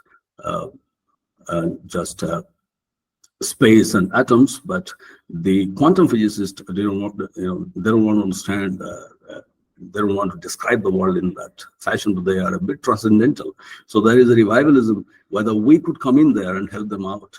So there is a possibility here of connecting ancient Hindu thoughts to quantum physics while solving the problem of brain and mind. So this is where, but that would again require people to study for years and years. I'm just kind of a surveyor. I'm not really working in this area, but unconsciously some of these ideas might be influencing my own thoughts. So I just now what happened to us? Okay, given to us, we are reviving our own texts, interpretations. We're talking about poetry, we're talking about philosophy, we're talking about sages and anything that is available and that is still translatable. As you may know, if you are a onlooker of mind-brain sciences today, you will see a lot of influence of meditation or ideas pertaining to Buddhist meditation on mind-brain sciences, cognitive sciences. And the government of India, when it declared cognitive science as one of the pillars of knowledge in 2008 or 10, it had something of that sort. In the mind, and DST sponsored a lot many projects in this country to study the effect of meditation on brain activity. So we have also institutions like National Institute of Yoga in Bangalore and other places where people are studying. But let me tell you that it's all quite misguided. I'm saying this with full confidence. I mean, I have nothing to say against Buddhism per se or Hinduism per se, but it's the applied philosophies that are guiding the research is pretty much misguided. Why? The reasons are this. Buddhism was sold to the West as an applied psychological sect. So they could tell you how to improve your mentality or mind by practicing meditation. But actually, those who know Buddhism, they will know for sure in their own countries, wherever they are, they don't practice meditation as such. So meditation became a very applied hypothesis to be tested by mind-brain sciences, and that's how the love affair began, and it's not ending. Now, when that had a problem for us because the Hindus lost it out. So we didn't give a practical hypothesis to try for mind-brain scientists. Now, Karl Popper comes in over here because modern scientists won't value anything unless until it is falsifiable. So meditation was a falsifiable hypothesis. You could compare groups of meditators or non-meditators and show the difference. So Buddhism's love affair with modern mind-brain scientists is very strong because of that applied characteristic and a hypothesis that could be falsifiable. But then there are lots of controversies among them. There are many schools of Buddhism. It's only one or two types of Buddhism that the Western scientists are very keen on, and they're funding it, that kind of research. And we have been followers, and we are cheerleaders essentially. We have none of our ideas of our own. So we just keep doing this kind of research and think that we are actually serving our own culture. I reject that idea completely. Nothing conceptual that is of Indian knowledge system is ever used by modern mind-brain scientists. In my 20 years of experience, I have not seen anybody except amateurly speaking and reading for self-entertainment. So Buddhist influence on mind-brain science is to be studied very well. What was it that allowed this science to have this interface? Because of a falsifiable hypothesis. So while we can look at our cultural heritage, our texts, our sutras, we have to also create some sort of a conceptual framework that has falsifiable hypothesis for modernists to be interested in, because that is their main idea after Popper, and nobody after Popper has come to change their mindset completely, that they could also practice some sort of empiricism without getting into technicalities. Because after all, at the end of the day, if you read Damasio says that is the brain. Although most people that I talk to, they are influenced by Damasio outside the field. Those who have read popular books, they said, oh, Damasio talks about emotion. But then Damasio says it's all in the brain. So if you look at brain activity, there is nothing more than that. All rest is hallucinatory self-talk. So if a tradition is dismissed as a hallucinatory self-talk, then you cannot have an interface. Or that interface would not be holistic. It would be pretty much narrowly located with a group of people that are just interested in resurrecting something, and other groups of people are not interested in them. We can't have a culture that is of that sort. And if you look at conferences and gatherings of people in India that are not just mind-brain sciences, but also in peripheral disciplines, you will find this kind of a line being drawn. People talking conceptually or philosophically, and people interested in facts. So the Western canon, although we brand it as as rational, also has given us this inability to look at our own systems. So we need to be very careful when we get into all these territories. So the Buddhists have, please excuse me, I'm not saying the Buddhists are not Hindus. They deviated with their own doctrine and they have come all the way. And we're talking about, I particularly, if you ask me, what do I want out of all this? I want a revivalism of Hindu conceptual structure that can guide theories about mind and brain. If there is anything, I'll be very much interested.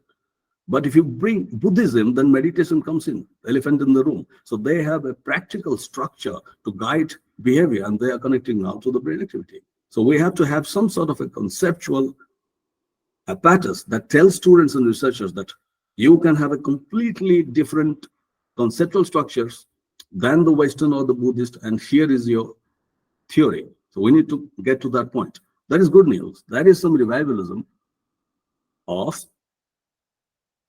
ancient Hindu philosophies or some parts of it, particularly the Sankhya and the Yoga philosophies. And more recently, many German authors are beginning to create a system of thought based on these philosophies. And as we know that these philosophies dealt with psychology, not in the applied sense, but as a very cosmic, holistic sense. So it's very difficult to teach apart the conceptual thinking of these philosophies and create a testable hypothesis. So they never say very clearly what consciousness is, except pure consciousness that pertains to Brahman or the universe, and we merely are extensions of it.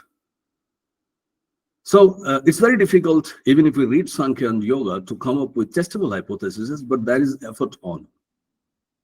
There is similar effort on in understanding from the Buddhist tradition, the philosophy of Nagarjuna, the philosophy that Nagarjuna particularly created, the philosophy of Sunyata. And that philosophy is being revived because it differs significantly from other Orthodox Buddhist schools. And they are very predominant, very dominant in the West.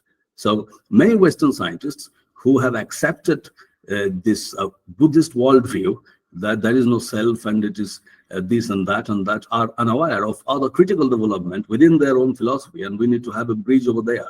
So it may be just an artificial scholastic separation of tradition, but ultimately we could just compare many of these things, and that would then be the conceptual theory for our students to look at. Because if you just talk about Sanskrit text, then many of them would be baffled and they would be like, okay, I am not competent to read all of these things. Can you just tell me something that I can connect to? In many lectures that I give in India, most people, I'm not on this topic, but generally they ask, what is it for me to take home? Like, what is it that I can use from this for my PhD or whatever? So I think the the traditions of Hinduism, of the six schools of thoughts, and Buddhism need to be very carefully compared when we are talking about applications in the domain of mind, brain, health, well-being, culture, and so on and so forth. Because in last 2,000 years, they have deviated too much, and they have their own practices, and they have their own takes on these issues. So I think I have covered a couple of hours time. I just.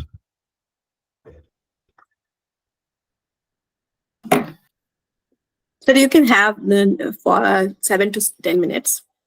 All right. So I was to look at the problems that I am facing when I'm reading this literature and where is a possibility lies. So my main summary is that we need to have a comparative assessment of different traditions so as to not negate their contributions, but at the same time also challenge some of the odd assumptions that they have held against us. I refer to Kant and Hegel for their dubious assertions that we are just sleeping and eating over here, and we were a sorcery community full of rituals that are completely beyond anybody's ability to understand, and that remains so. That remains so. So if it is beyond the ability of anybody's to understand, that's the den of the analytical objectivist Western eye. So we cannot help much beyond convincing them or inviting them to our rituals. So we have had got both good and bad time. And my last point would be current revival. So we are doing this conference under the banner of IKS, which is the Government of India initiative, and I know many speakers who are actively busy in reviving not just philosophical traditions, but also applied aspects like applied Indian psychology and Ayurveda, and connecting it to modern sciences. What is my point of view in the revivalism? What is it that can be practically done? I think we have to have all the power and courage to really say that we are not talking about a cross-traditional comparison that has happened. Somewhere we look back, somewhere you look back, because of different historical context, because you cannot compare a tradition of 2,000 years with the tradition of 5,000 years. So we are talking about a revivalism of a conceptual apparatus that completely overhauls this understanding, how the physical body, brain connects to whatever is out there. So we do not have to go for the dualistic traditions of the West, but we could have a completely new tech, and that new tech probably will come from ancient Indian philosophical traditions like Sankhya and Yogachara, where the Buddhists have their own takes on this subject. So particularly the whole idea, particularly the idea whether the universe is conscious. Panpsychists do say that, but panpsychists are also monadists. You need to know that. Contemporary cognitive science is nothing but a corporate agenda of mistreating people based on their intelligence, because either you are good or bad with regard to intelligence. All the testing and strategies and the models of the, I am a ustad of that, but I am not speaking to that audience. I would please them elsewhere. But this audience needs to know that there's a corporate agenda. The Western cognitive science is nothing but a measurement device for corporations, because if you say people good or bad based on working memory, you are trying to get good employees. It has nothing to do with experiential states and the kind of consciousness discussions. If you read the consciousness journals, you will not find anything that you know of consciousness. I can bet you. It's a mechanical model of the brain that kind of makes you an intelligent, rational being so as to be a member of the workforce. But our philosophy doesn't teach us to just merely be mechanical about the world and our lives, but to also experience its vitality. So I would reject in one breath saying that, well, you can be a good brain cognitive science is Western tradition, but the thing is that you're serving without your knowledge the agenda of the corporations. And that's why the Google and Facebook hire many cognitive scientists, because there is no scope of metaphysics over there. So there is a hidden social structure that guides monotheism in scientific theories of the West, and you need to have that connection, unless until otherwise. What about us? So our theories need to stand on our own conceptual structures. They could be from the good parts of Buddhism, the Hinduism. They could also be rituals. I'm not against rituals, because if you look at cognitive science of religion, you will find that psychologists today, I can name many, they're trying to understand the impact of rituals on mind, brain, and well-being. So I'm not against any one of those things. I am always for people and humans collectively, whatever they have done, and they have maintained it as their culture over centuries. It's all bear out for us to know. So you can criticize, but you have to accept that these people were as analytical, as serious as you and I are today are. So it's a matter of just temporal gap. So we need to have our own conceptual structure while we cheer ourselves, saying that we are now awakened and we have to really make it a big show. But I would be open-minded in a constructive way, talking to many collaborators from other traditions and have negotiations with them and say that we want to study the mind and brain and cognition in this way.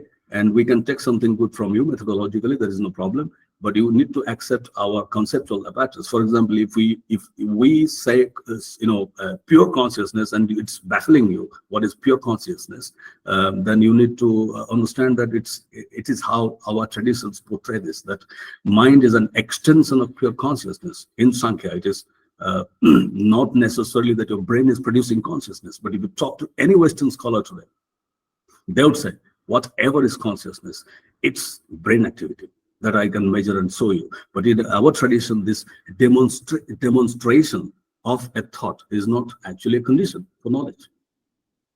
That's why we appear slightly hallucinatory when we talk to students in different, they're like, okay, how can we examine this? Whatever you were saying, how can the universe be conscious? Because the universe needs to be an agent, just like you and I. So we dabble with these conflicts all the time, but we need to take a stand saying that our conceptual apparatus, just the way the Christians revived the Greeks, we are reviving this, being fully aware. And these conceptual structures would now guide empirical research, whatever that empiricism might mean.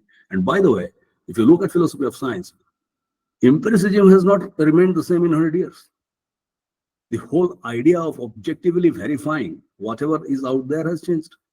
So we have a good scope in reviving both the conceptual apparatus and also giving testable hypotheses. So we stand a good chance, except the fact that we have to be very open-minded.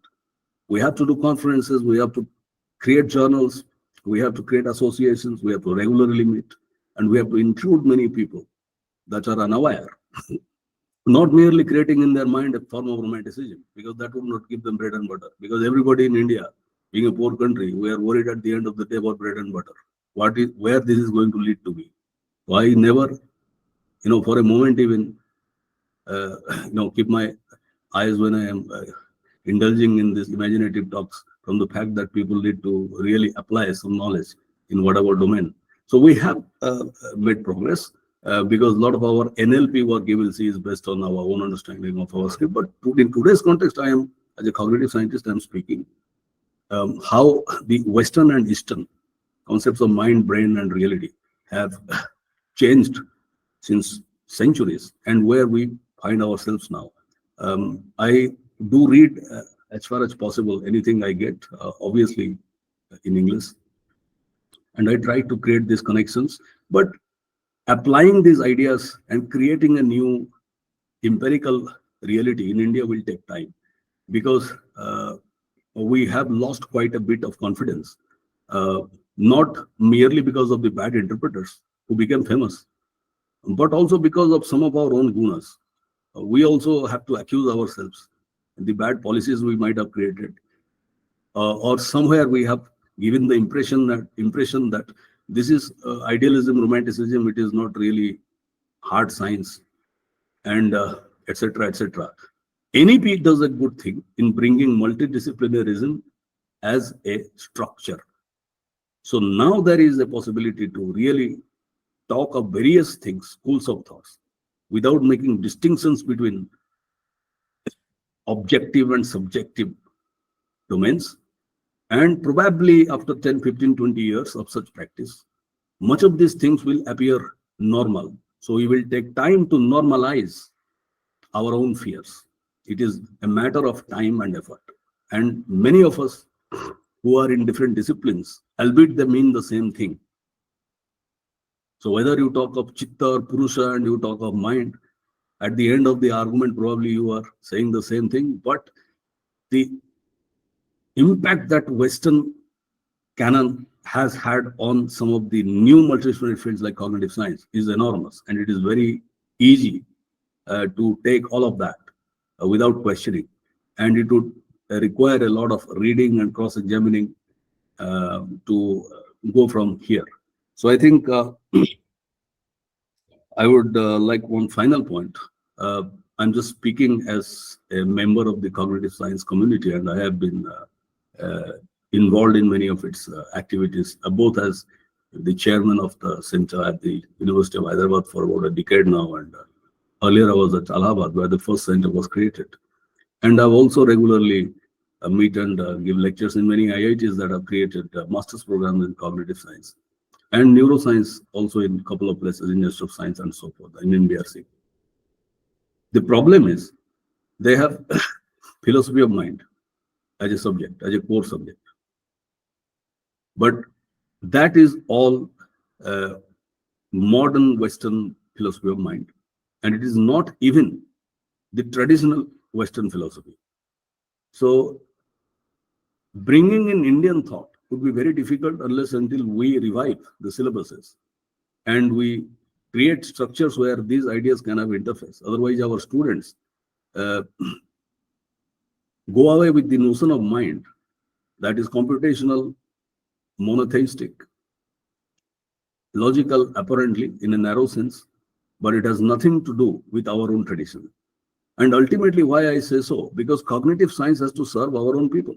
And if you believe in cultural supremacy, historicity, how we have been as a nation, collective consciousness, a misguided scientific proposal cannot be of any use in taking care of mind, body, health issues, and well-beingness or national consciousness.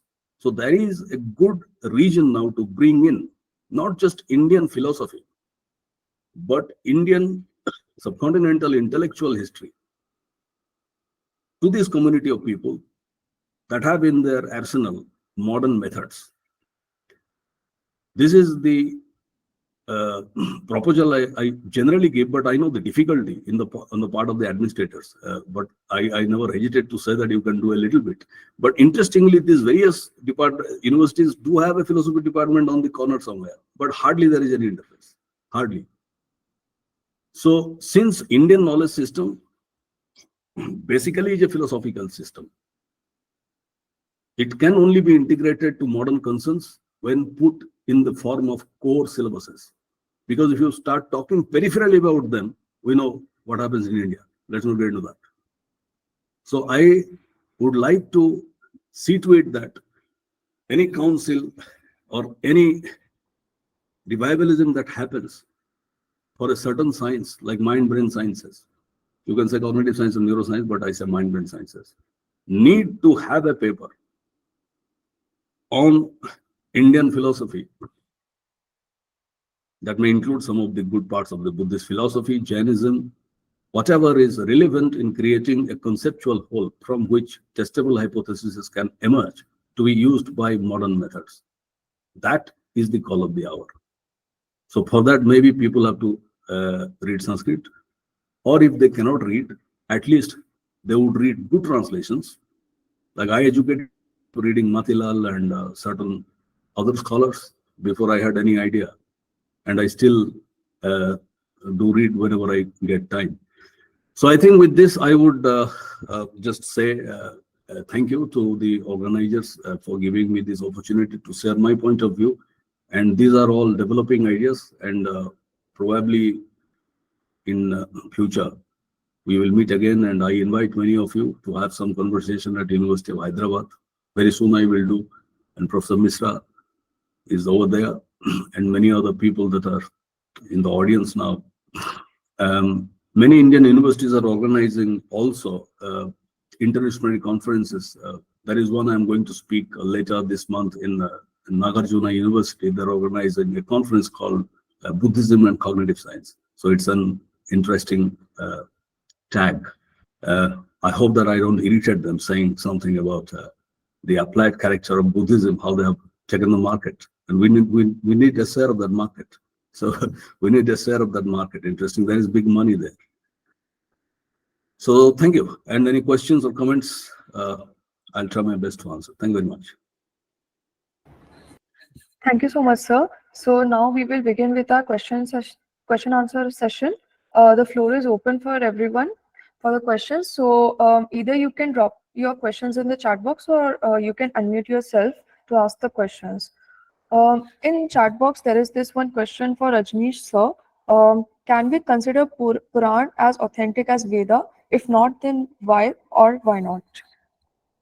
So please. Okay. Thank you very much.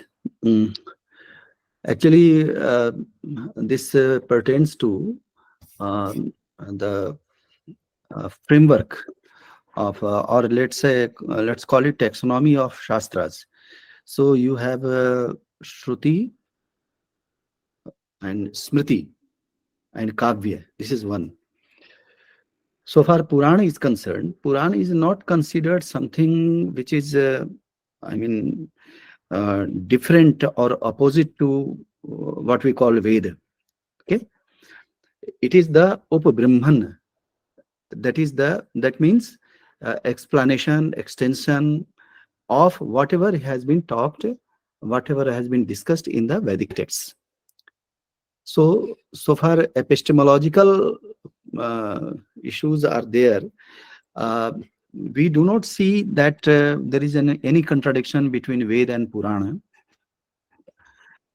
And if there is any contradiction, then certainly it has to be determined by the Vedic concept. These days we are accustomed to talk in the vocabulary which creates problem. So please don't consider Veda as something which is orthodox. It is not like that. Those who are familiar with this tradition, they know how critical this tradition is, how critical. And it's very difficult to find a parallel critical tradition elsewhere. Nothing is accepted just by belief that I believe in this, that's why it has to be accepted. Not like that. It has to be critically examined. So in case you find any contradiction between Veda and Purana, though there is very difficult to say, then the meaning of Purana has to be determined in the context of the Vedic notions or Vedic thought. This is the answer to that. So far Smritis are concerned, Smritis have a kind of, they enter into a kind of hierarchy, Ved and then Smriti. So if you find any, because Ved is called Apaurushaya, it doesn't deal with a thought system which is pertinent to a particular time or a space, but Smritis are like that. They record their own time also. So if you find something in contradiction to the Vedic texts, then epistemologically the Vedic interpretation or Vedic thought is considered as superior. This is the idea. Thank you.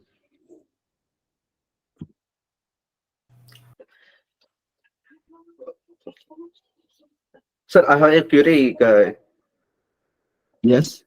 Could you please share your views on the place of local or indigenous or tribal knowledge traditions in IKS?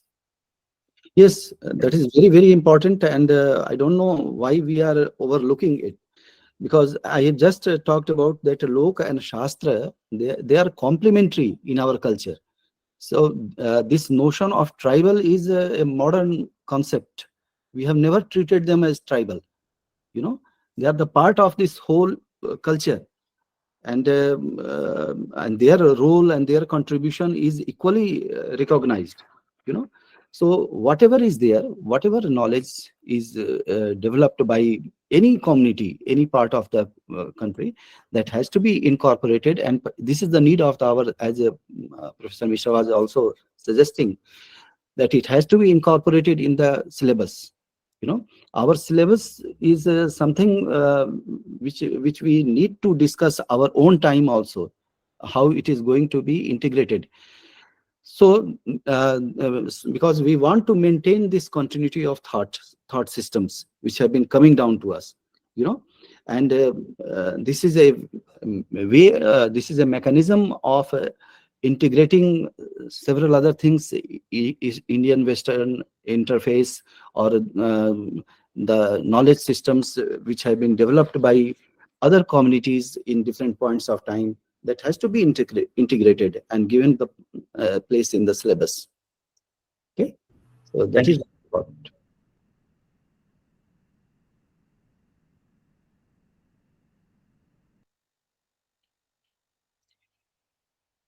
Yes, anything else? Anyone has any more questions? We have a few comments in the chat box. Could you please read them out, Prayaswini? Yes, sure. So Anup Kumar, he has asked, Sir, can Puranic geography be considered historical or real at present? Please enlighten. I think a couple of scholars have worked in this direction on Puranic geography. So it will be better to refer to those books, Rigvedic geography and Puranic geography. Texts are available, and very extensive work has been done by the historians. So so far Puranic geography is concerned, it's not only about the contemporary present India. When they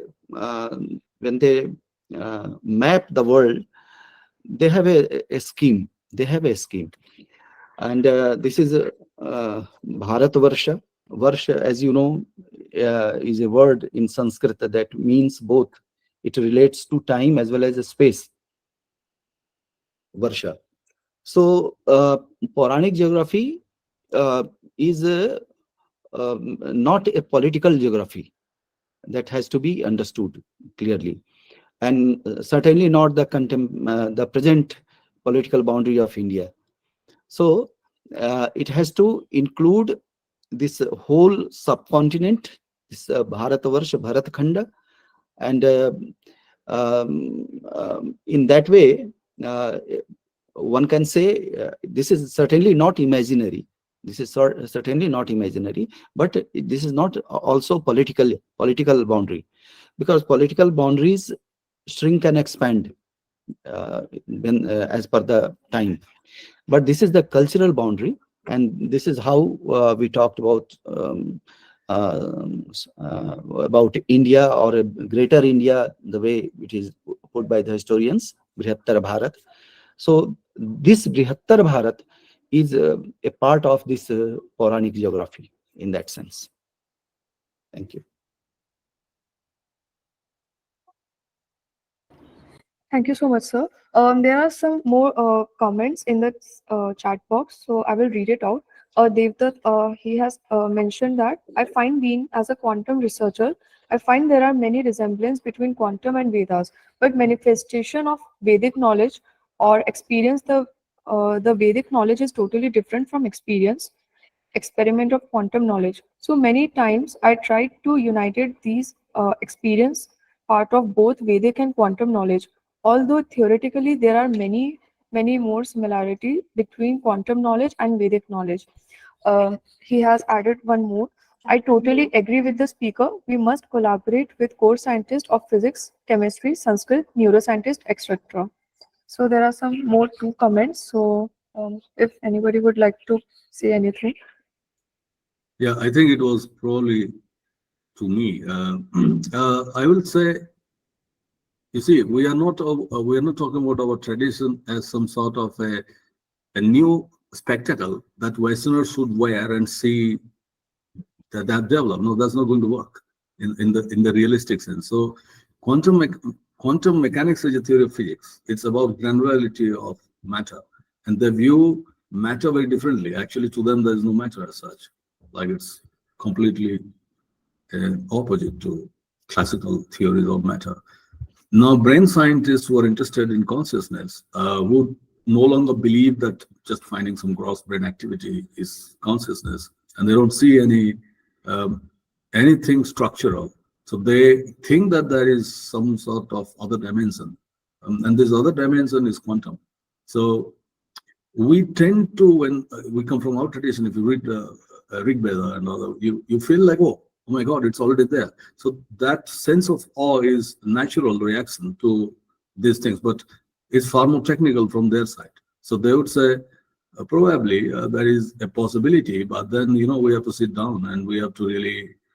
So what I would say, what I call a conceptual shift, a radical conceptual shift is necessary.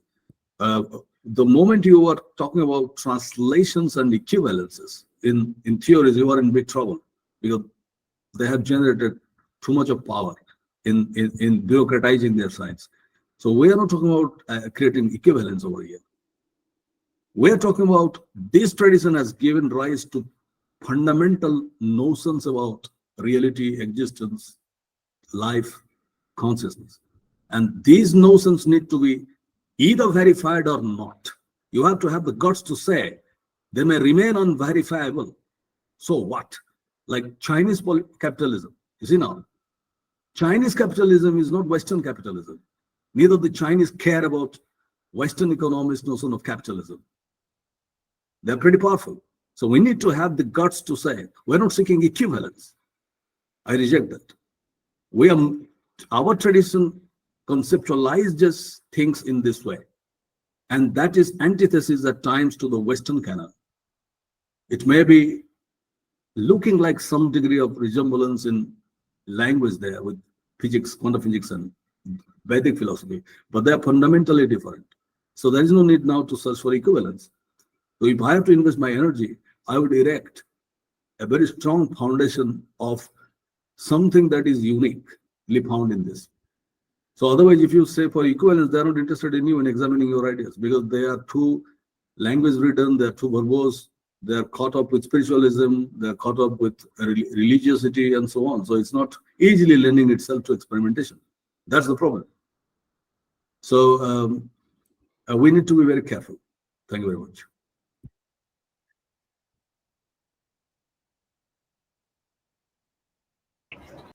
Thank you so much, sir. Any more questions?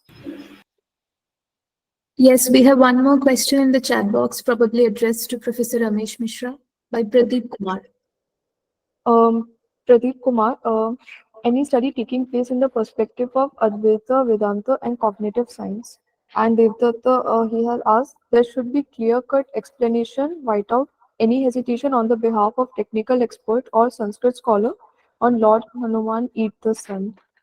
These are the two comments in the comment Well, section. I'm not commenting on the other one, but yeah, the question whether the Vedanta's cognitive scientists are or any mind-brain scientist, number one, they are ill-educated because they do not have background in Sanskrit. They're not competent. I know everyone in this country, and I'm saying with authority, they're not competent to study this. Whoever might have been one or two, they came from traditions in linguistics. And today, linguistics is also in calamity in the mind-brain sciences in India. So we have to do दोहरा काम.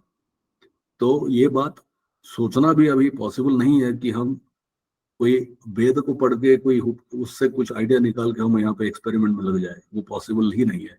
हमें पहला अपना foundation को पूरा एकदम दोहरा strong करना पड़ेगा.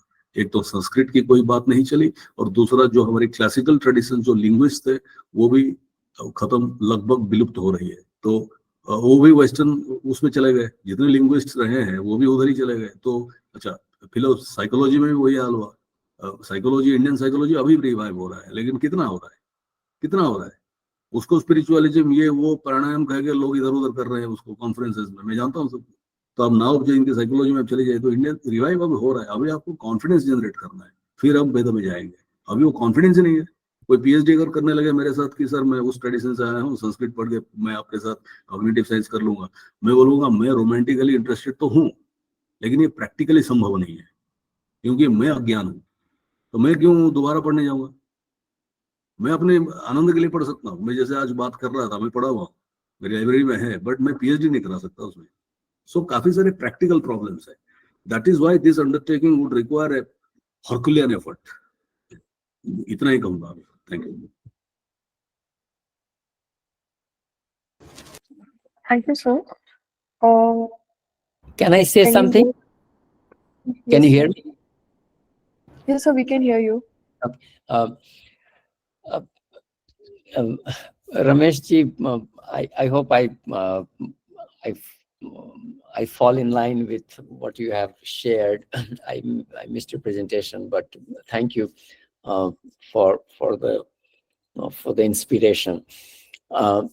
And Rajnish ji, thank you for the clarity with which you have emphasized. There is no orthodoxy in Indian knowledge system. And the question which was about tribal knowledge, you put it so beautifully. We have no conflict between Lok knowledge and Shastra knowledge. They are integrated, they are synthesized. I wanted to Ramesh ji wisely did not answer the question, Hanuman ji swallowing sun, but I want to respond to that part of the question. And here is how I like to respond to questions like that or issues like that.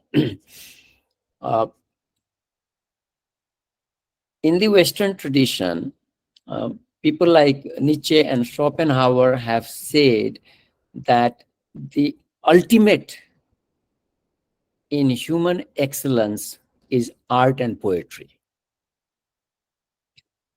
If we take their wisdom, then if nothing else, our oldest texts, which I don't understand, I'm not qualified, I'm struggling, I'm trying to learn, the Vedas are poetry.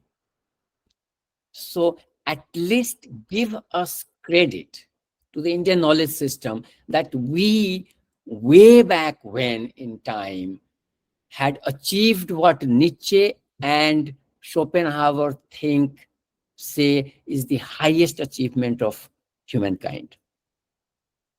The second part, coming to did Hanumanji swallow sun? I appeal that at least give the Indian knowledge system credit for creativity. That somebody imagined that somebody could swallow the sun and that it could be brought back. I mean, isn't that the ultimate in creativity? Because we are little tiny people on this little tiny planet, looking at our little tiny sun as something humongous. But we do understand, at least in our system, people did understand the galaxies, at least the vastness of it. So the questions like that, at least I want to approach that. I don't know what happened. I don't know whether it's possible or not, but at least somebody imagined it. That is the ultimate in creativity. Call it storytelling. And if you think from, I'm in business school, if you think from finance perspective, money perspective, creativity, one aspect of which is what sells. So all these Star Wars movies, all these novels that are based on sci-fi, at least it is appealing to somebody. So if Hanumanji appeals to somebody, I mean, give us credit for at least creativity. And I do want to say one thing, not to be superficial on that. There's one difference why I do not accept anything that is considered mythology. We simply cannot use that word mythology for Indian itihas, Indian Puranas. And one reason it cannot be done is Athena, the goddess after whom Athens is named, is not living. I have asked droves of people. My mentor was Greek. In Greece, there is no tradition of invoking Mother Athena. But I do Navratri 4 times a year. I do the part of Durga Saptati. Durga is living. It is my lived experience. Children play with Barbie in the West. One princess was playing with her doll and she married the doll and she became Mirabai. So Krishna is not mythology, it is lived experience of people. Ram is not Dasrath Putra. I mean, even our saints make fun of it. That, Ram Ras is not Ras made of Ram. That is really missing the point. It is the lived experience of people. So Hanumanji is real because it is lived experience of people. That's what real means. It is lived experience of people. Things happen to people when they become a devotee of Hanumanji. Neem Karoli Baba was an example in our time. Okay, so I hope I have said enough. And Ramesh, feel free to add something, but you wisely did not address that question, but I wanted to bring some other perspective on it. No, thank you very much for, I do subscribe and strongly believe that belief structures of people, maybe, storytelling, mythology, culture, belief structures, and much in religion, is fundamentally a human affair, and cognitive scientists should be interested in that. So I reject the computational, mechanical interface of the brain and the reality. So I do, but at times what happens when we want to formalize a discipline, we have to keep some safeguards. So we're talking of formalizing, so what to study, what to practically study, because if we include everything, then it becomes slightly a problem for people with limited knowledge. So I have no particular personal objection to. I'm a believer. I do many things, but that's the problem. The outlook in 2,500 years has changed so much that we have to leave our empirical life, and that's an antithesis to much of the things we believe. And also because of the Western onslaught on us, we were made to feel like, as Hegel held the view that second-hand view that we were not really doing anything worthwhile. And so I completely am in agreement with you that anything that any Homo sapien has ever played out in his mind or brain is worthy of appreciation and investigation. I have nothing against it, but I have my limited ability to bring them to discussions, because I have to also do justice to the 400 and 500 years of modern temperament, although I have my own criticism of that, but some justice has to be done to them too. Otherwise, we will look, the usual allegations for us that it's all talk. We can't do much with it. There has been revivalism like Vedic mathematics, and there was a book I read the other day by one of the IIM directors, Gita and management. So these things are happening, but that's not happening at the level of storytelling. So they are extracting usable knowledge, and then they're putting back to use. So it's happening. So yeah, I'm perfectly in harmony with studying anything and everything that we are capable of experiencing. After all, what is religion? I have read, actually, in my last book was not the ones you mentioned. My last book was by Rothles. It's called New Frontiers in Cognitive Science. That is a chapter on cognitive science and religion. So I did write that all spiritual traditions and all religions, not in a monotheistic Abrahamic religions, I'm talking about particularly Hinduism, these traditions were created for ultimately training the mind and consciousness and connecting it to the real consciousness.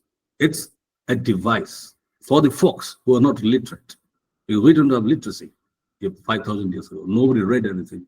So we believed in the Guru, and the Guru transmitted the understanding to the disciples. And religions and spiritualism, all the narratives, Jata Katha, anything that you can think of, all the gods and goddesses, they helped in achieving this training regime. There lies the practical psychology for us to look at. So you are right in sensing that if I am chanting and I'm visiting temple, I am keeping brothers, I'm somewhere, tradition, evolutionarily, this tradition has prepared me to undergo this regime so that I remain mentally healthy. And those who do not do it, or they reject on the basis of some ideology or scientificism or some sort of new ideology, or Dawkinian, Richard Dawkins kind of atheism, they may have problems. And in this tradition, there would be no rescue for them. So there is a lot of complicated things associated with this collective imagination. So I am perfectly okay with this. It's only when little constraints come, when you want to formalize it and you want to really codify it and you want to dispense it as a discipline, that is where practitioners have a problem. So thank you very much. I understand that. Thank you. Yeah, I completely agree with what you're saying. I mean, we can't go from Vedas to an experiment. Okay, sir. Thank you. Srishti and Prayaswini, please take over. Yes, ma'am. So thank you so much, everyone. Now I would like to call Professor Neha Suman ma'am to give vote of thanks, and also I would like to inform all the audiences that we will share the feedback form at the end of the session 1, and filling all the feedback forms are necessary. So kindly do not leave the meeting. So please, Neha ma'am. Thank you, Prayaswini. I hope all of us we got to listen to great talks. I deem it a privilege to express our sincere gratitude to everyone who gathered here for the inaugural session. To begin with, let me officially thank the director of our institute, Professor Uma Maheshwar Rao, for his relentless encouragement to organize programs of this nature. Let me also thank in absentia our head of the department and also all the faculty members who have constantly encouraged us to take up all these, in order to conduct all these programs. And I am, yes, on behalf of the coordinators and the convener, let me express our sincere gratitude to the keynote speakers of today, Professor Rajnish Mishra and Professor Ramesh Kumar Mishra, for their enlightening sessions. To begin with, Professor Rajnish Mishra, sir, he introduced us to IKS. He talked about the civilized characteristics of our society. He explained the differences between continuity and culminativeness, and he talked about how nothing is lost if it is associated with our tradition. So I believe that it was a great start to our conference. And to talk a bit about Professor Ramesh Mishra's talk, I would say that it was very enlightening in a way that he talked about the necessity to look at the trend of revivalism by bringing in a conceptual apparatus, by also looking at the tactics of the Western canon to guide empirical researches in our society. It was very thoughtful. It was enlightening for us as well. So on behalf of the coordinators and the convener, let me officially thank Professor Rajnish Mishra and Professor Ramesh Kumar Mishra for generously accepting our invitation. Thank you so much, professors. Let me also acknowledge the contributions of Professor Bhawuk. He has joined us. He'll be taking over the next session. Thank you, sir. Let me also thank all the participants, our student coordinators who have helped us to make this inaugural session a success. Thank you so much. Over to you, Shrishti. Thank you, ma'am. So now moving on to start our session one, I would like to inform the audience that the chairperson for this session is Professor Koteshwar Rao, sir. It is my pleasure to introduce our distinguished keynote speaker, Professor Dharm Bhawuk, sir. Sir will share his views on human excellence, perspectives from Indian. Professor Bhawuk holds the esteemed position as a professor of management, culture, and community psychology at the University of Hawaii at Manoa, USA. He has authored several influential works, including The Indian Psychology, Lessons from the Bhagavad Gita, offering valuable insights into the intersection of culture, spirituality, and psychology. Additionally, he has also co-edited notable volumes such as the Cambridge Handbook of Intercultural Trainings. Sir has been felicitated with numerous awards and fellowships, highlighting his profound impact on the field of psychology and management. His extensive experience and expertise promise to enrich our understanding of intercultural dynamics and effective management practices. I welcome you, sir. Please share your views. Also, meanwhile, I would like to inform the audience that they can ask questions in the chat box, or after the completion of the talk, they can unmute themselves for the question. Thank you, sir. Do I click present now and it will allow me to share PowerPoint? Yes, sir. Okay, so I clicked present now, but are you seeing the PowerPoint or how does? No, sir, not visible.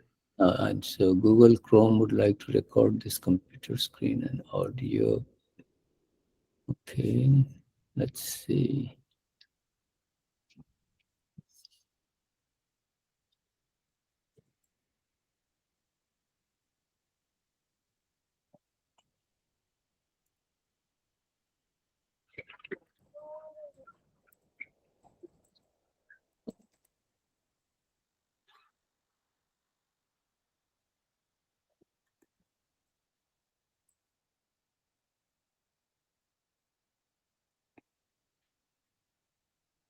Google Chrome may not be able to record the content later.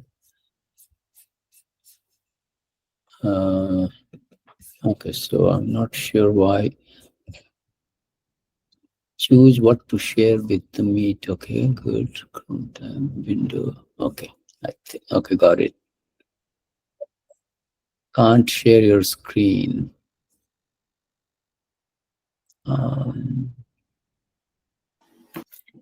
Sir, you can share with us. We will play here for you if you are comfortable. I can do that, but where do I send you? To the email? Email. Okay, hold on. Okay, I'm replying to Surubiji. Attaching.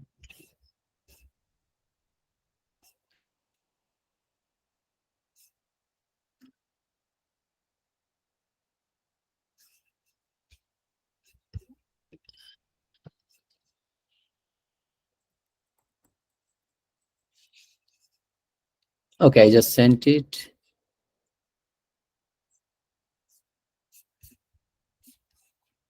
Let's see.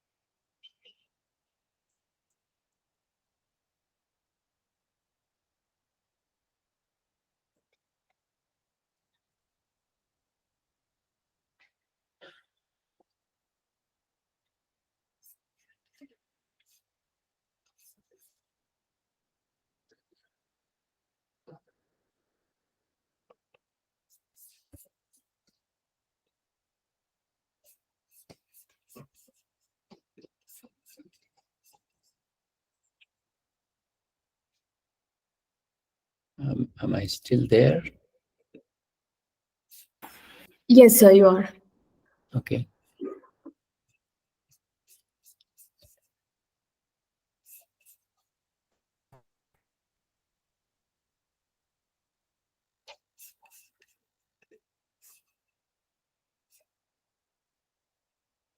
Oh.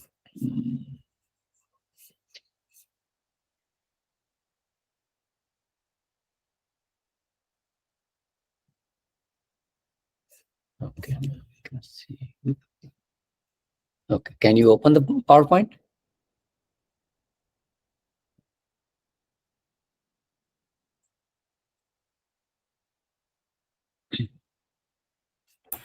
Give us a moment, sir. Professor Verma is on it.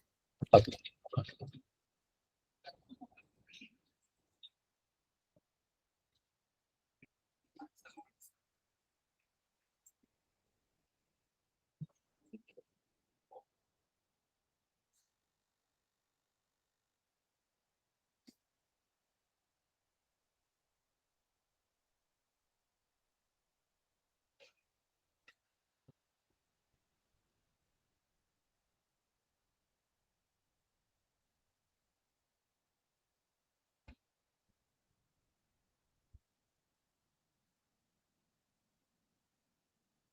Yes.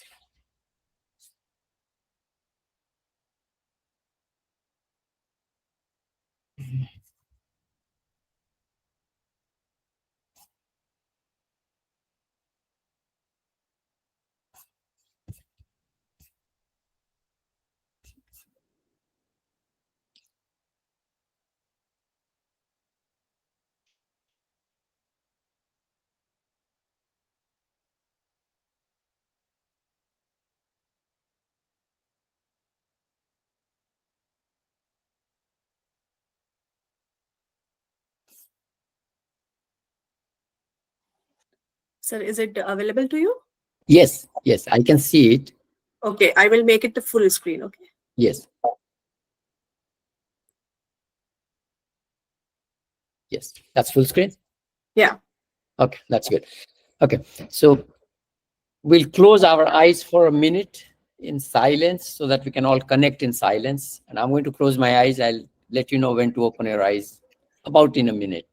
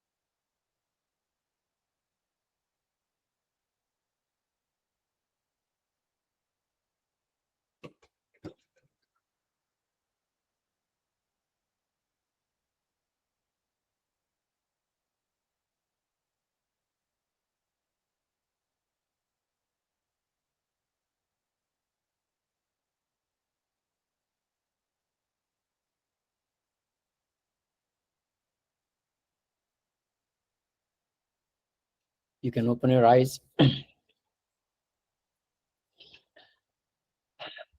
So I basically took the theme of the conference and reflected on it. One of the stream was about methodology, and I wanted to talk about methodology, but then I decided to use the theme and the methodology that I have been using for some time now, 20 years, to combine the two, so we have both the methodology and what is excellence. So basically, I'm going to talk about the concept of excellence itself, and I'm going to think from Indian perspective. Next PowerPoint, please. And we can skip the abstract. You have it in the program. So next PowerPoint, please. So before we start, since we are talking about excellence and human excellence, in nature there is no excellence. There is sun, it's scorching and soothing in the morning and evening. In winter, it's soothing. There is wind, it's breeze, which is soothing, and it's a storm, which is unpleasant and sometimes dangerous. Nature simply is. Excellence is socially constructed. This is a human doing. It is all in human mind. The wise go beyond all social construction, beyond Heya and Upadeya. My first degree is in engineering, and one of the big lessons for me from Ashtavakra Gita was in one of the verses when Ashtavakra tells Maharaj Janak, you have to go beyond Heya and Upadeya. And I'm like, oh my God, all my life I have been bogged down with efficiency, but I need to go beyond efficiency. So efficiency is, one parameter of excellence. When you think about it, the most excellent would be excellent, most efficient would be excellent. So we need to go beyond Heya and Upadeya, beyond all duality. A human journey goes through excellence. So we can't even give up on excellence because life goes through this experience of excellence. Journey we must, as the wise ones have said, charai veti, charai veti. So before we start getting into excellence, I want you to keep this in mind, that everything we are doing is social construction, but it has some value. Next PowerPoint, please.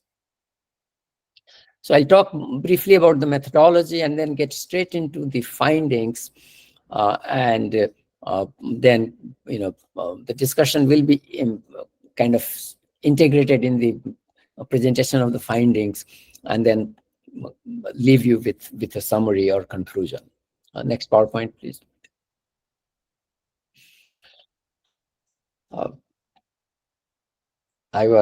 So this is where I hesitate, because Ramesh is so eloquently put down equivalence. Now, the reason, so when I do indigenous psychology, Indian psychology, I don't worry about equivalence. So when I wrote about Lajja, I did not worry about shame and guilt. I wrote about Lajja, and then I discussed in the discussion section how Lajja is both shame and guilt, and how the Western literature is, stuck in the idea of shame and guilt, and shame and guilt culture and shame culture, etc. So when I do Indian psychology, indigenous psychology, I start with indigenous ideas and concepts. But sometimes we start with a concept that is quite entrenched. So excellence, for example, we talk about excellence all the time. Leadership. So when we discuss leadership, so one of my students from Saudi Arabia, so he's working on leadership, but he has to establish now equivalence. He can't, if he's going to develop Islamic model of leadership, now we need to have some shared understanding of what leadership is in Arabic before we can go and give Islamic leadership. And so some new words will emerge from it, but he came to study leadership, so I had to kind of cajole him into. So this is where equivalence, conceptual equivalence, is an important first step, especially if we are starting with a Western idea. So here I'm starting with excellence, so I need conceptual equivalence. So we start with lexical analysis, and so we'll talk about in the method in a moment, starting the next slide. But basically, what I have done is I have used texts and lexical analysis. So I have developed constructs like Lajja, Shraddha, Adhyatma, Lok Sangraha, Shanti, Tapas, Prem.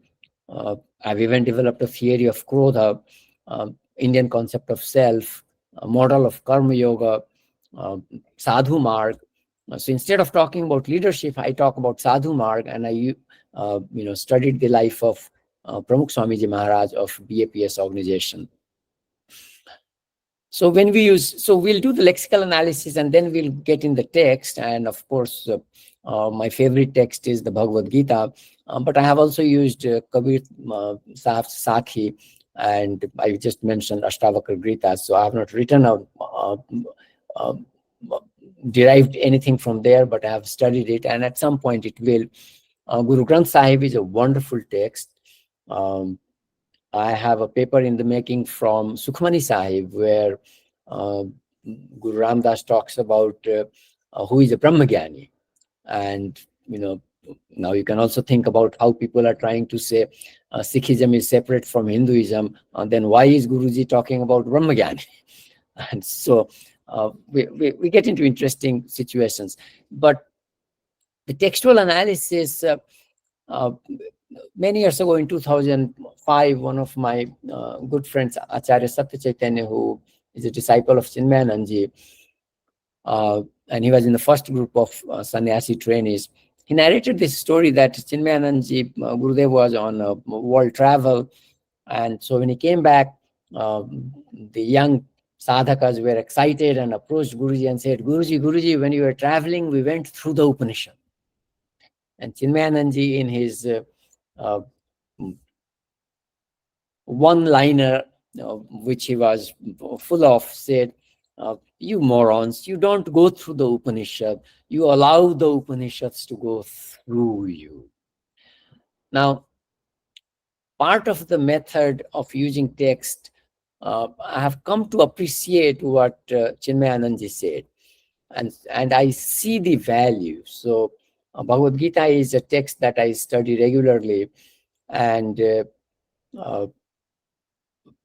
as Gadamer said, the horizon of the author who has written a text or presented a text and the horizon of the new author or the researcher merge, and then they expand. And that's what Gurudev was saying, that you allow the Upanishads to go through you, the Bhagavad Gita to go through you. So you'll see that the ideas I will share from the Bhagavad Gita are part of that process. So I think I'm done going through Bhagavad Gita, and now Bhagavad Gita is going through me, and it gifts me gift. And this is one of the gifts that I'm going to share with you today. Next. So we're getting into next. So in the first step in lexical analysis, when we are trying to do comparative analysis, is start with English. And so I started with Oxford Language Dictionary, and I searched for excellence, and I got this list of words. So synonyms are distinction, for excellence, distinction, quality, high quality, superiority, brilliance, greatness, merit, caliber, eminence, preeminence, supremacy, fearlessness, transcendence, value, worth, skill, talent, genius, virtuosity, accomplishment, expertness, mastery, prowess, ability, supereminence. And the only two opposite it gave, inferiority and mediocrity. But now we can see excellence.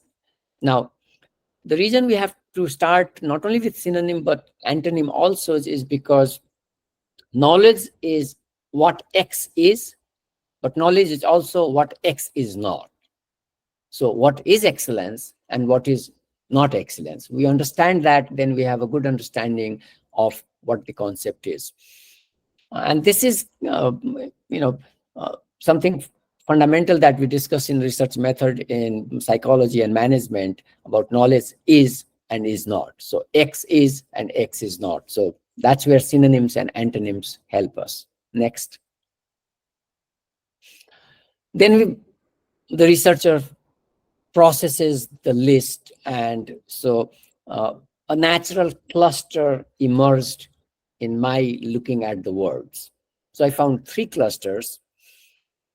One was about distinction, so peerlessness. So we are comparing, we are differentiating, we are distinguishing. Eminence, preeminence, supereminence, superiority, supremacy, brilliance. transcendence. So all of these, and the opposite is also part of distinction, inferiority, mediocrity. So this is differentiating two things. But there are others that clearly hint quality. So, and quality is the word. High quality is excellence. Value, worth, greatness, merit. I'll hold on to the Indian word. And then the other cluster that appeared is ability. So expertness, mastery, prowess, talent, skill, genius, virtuosity, caliber, accomplishment. So when we reflect on this, I'll come back to this one. So let's go to the, let me stay here before. So when I reflected on it, it struck me that quality is guna. And I'm not going to get in guna because guna is such a fundamental construct in Indian knowledge system. And it's not only in Nyaya and Nyaya Vaisheshik, but it's also in Sankhya. And it is so embedded that we use it all the time, and we sometimes don't even realize, are we referring to the Nyaya concept of guna, Nyaya Vaisheshik guna, or are we talking to Sankhya guna? And Sattva, Rajas, Tamas as guna is kind of so embedded in our system.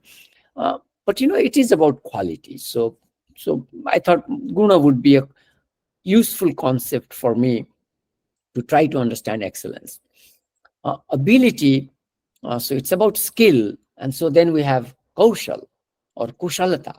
So, and that measures our dexterity. So Arjuna was a kushal archer. And so kaushal is something that we use. And so I could use guna and kushal for quality and ability. So now you can see in step 2, I get the clusters and then I start going towards the third step. But before I do the third step, from here, I also learned that a distinction is made on the basis of quality and ability. So that third part, distinction, is basically going to be based on quality and ability. So Arjuna is a better archer. Bhim is a better Gadadhar. So these comparisons come. Yudhishthir is a better, spear. So his tool was spear. So she was better there. So there is comparison, but there is also distinction within subject and between subject. So the first one is about we compare on quality and ability, but then that comparison is within subject, as we say in psychology. So my quality has improved over the years. So that's within subject, but also my quality compared to somebody else is better or worse. So a distinction can be made within subject and between subject. And therefore it can be between organizations, between nations, between civilizations. That's the comparison part. So that's the between part of it. But there's also within. So in Indian civilization, a lot of changes have happened towards excellence. So that's within the civilization. So that's within and between. Next. Then we methodologically, we take all the English words, synonyms and antonyms, and translate it into an Indian language or Sanskrit and Indian language. So however rigorous one wants to do.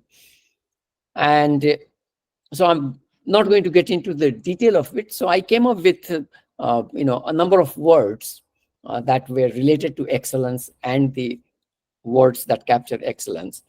And I'm going to talk about 2 of them. So Sreshtha, and Adi Shankar translates Sreshtha as Pradhan. So we'll get to that in a second. And Kaushal or Kushala or Kushalata.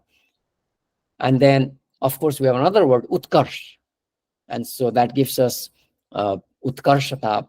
And there's also Avakrishta and Apakrishta. So those are the opposite of it.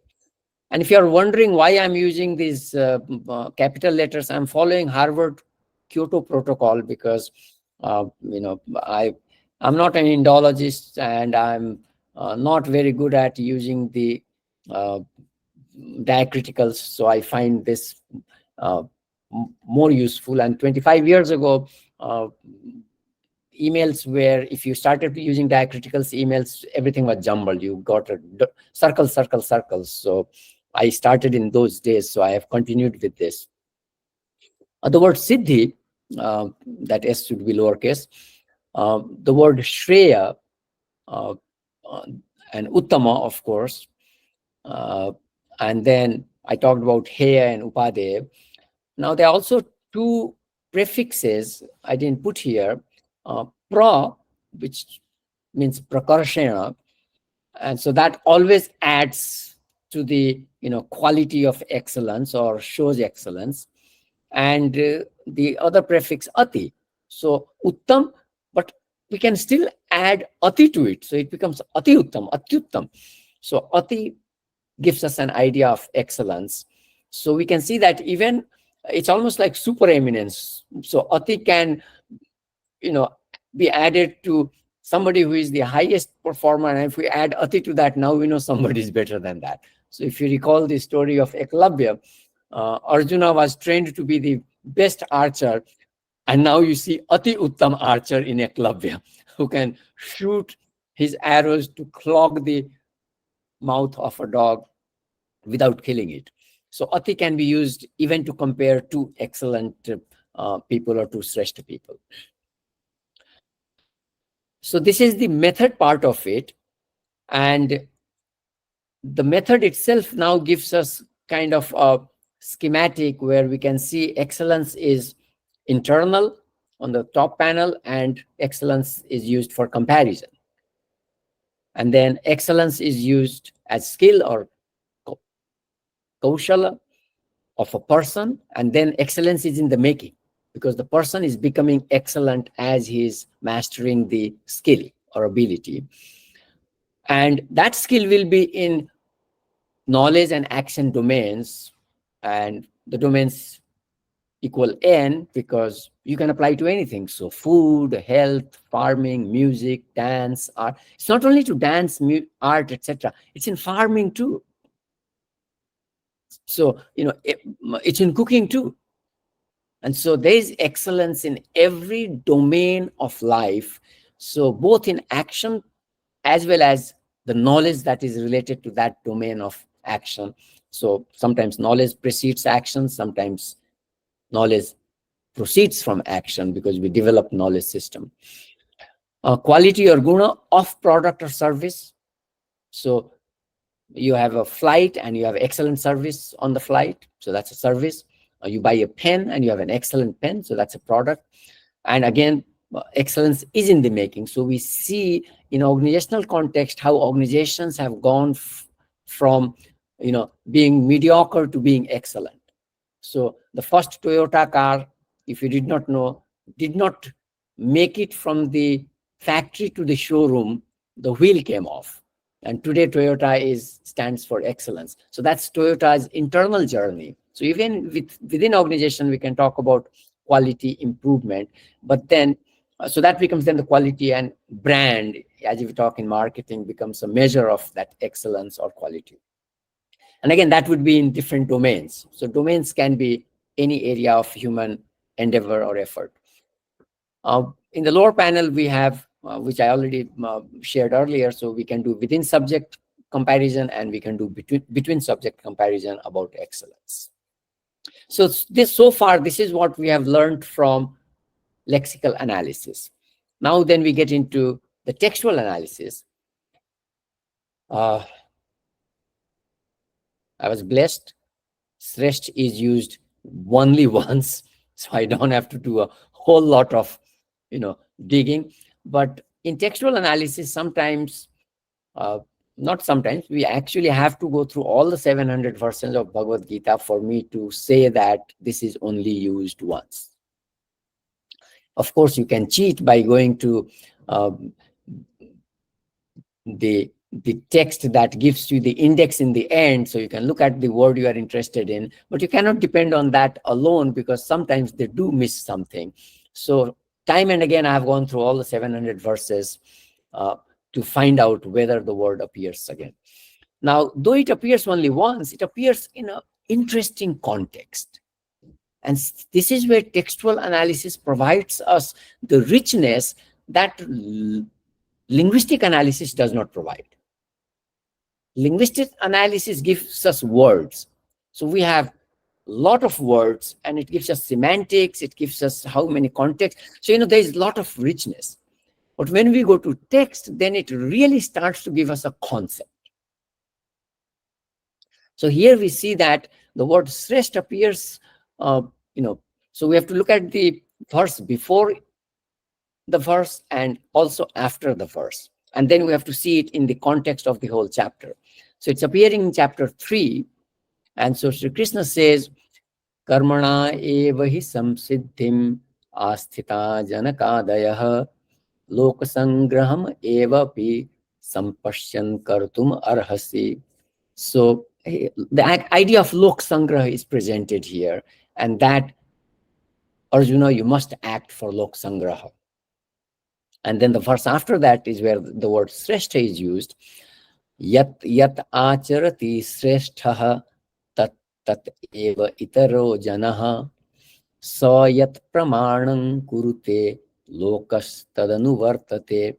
Now this is really valuable, because this is now telling us what, and we talked about lok knowledge and shastra knowledge, and we all know this in, Mahajanagata yena sa pantha. Of course, that also comes from Mahabharata, from Yaksh Prashna, and that the wise Yudhishthira answered, but it is used on a daily basis. And we know this. We follow the people who are exemplars. So Sresht is used in this rich context that first somebody becomes Sreshta. When somebody becomes Sreshta, then other people follow him or her. And so that is the notion of exemplar, and excellence is related to an exemplar. And then that becomes like the Dhruva.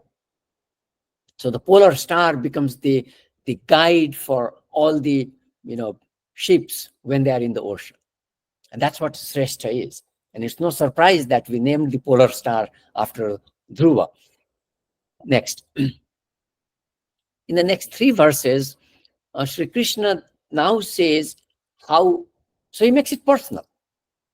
So he's talked about in general, but then he says, I don't need anything. I don't want anything, but I still act.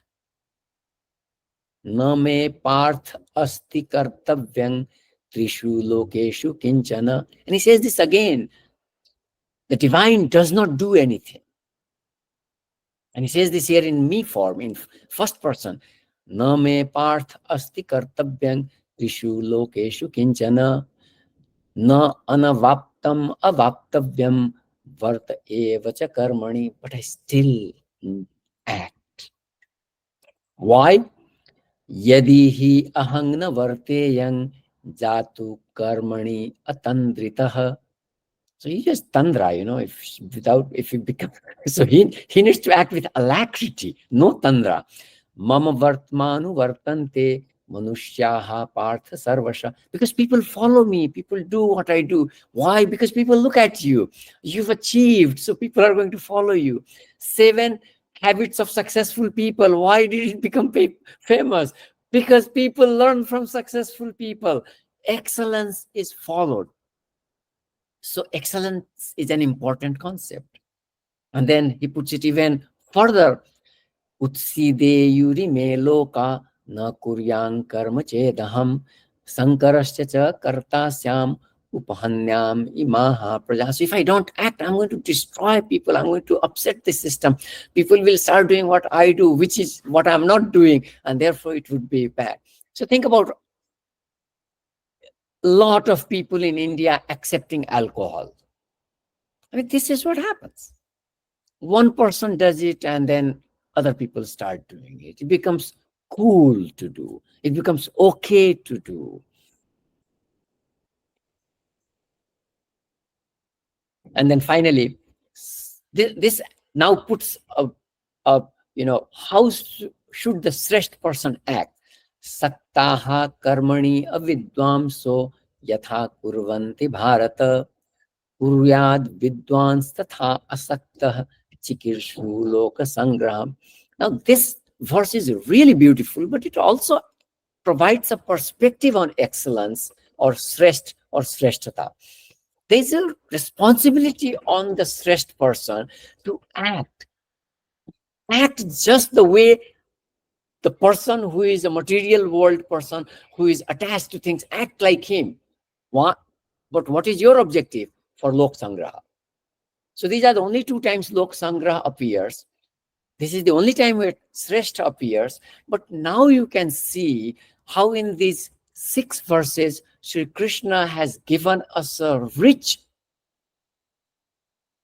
bed of knowledge about what excellence is, who excellent is, what other people do with excellence, how we interact with excellent people, all of that.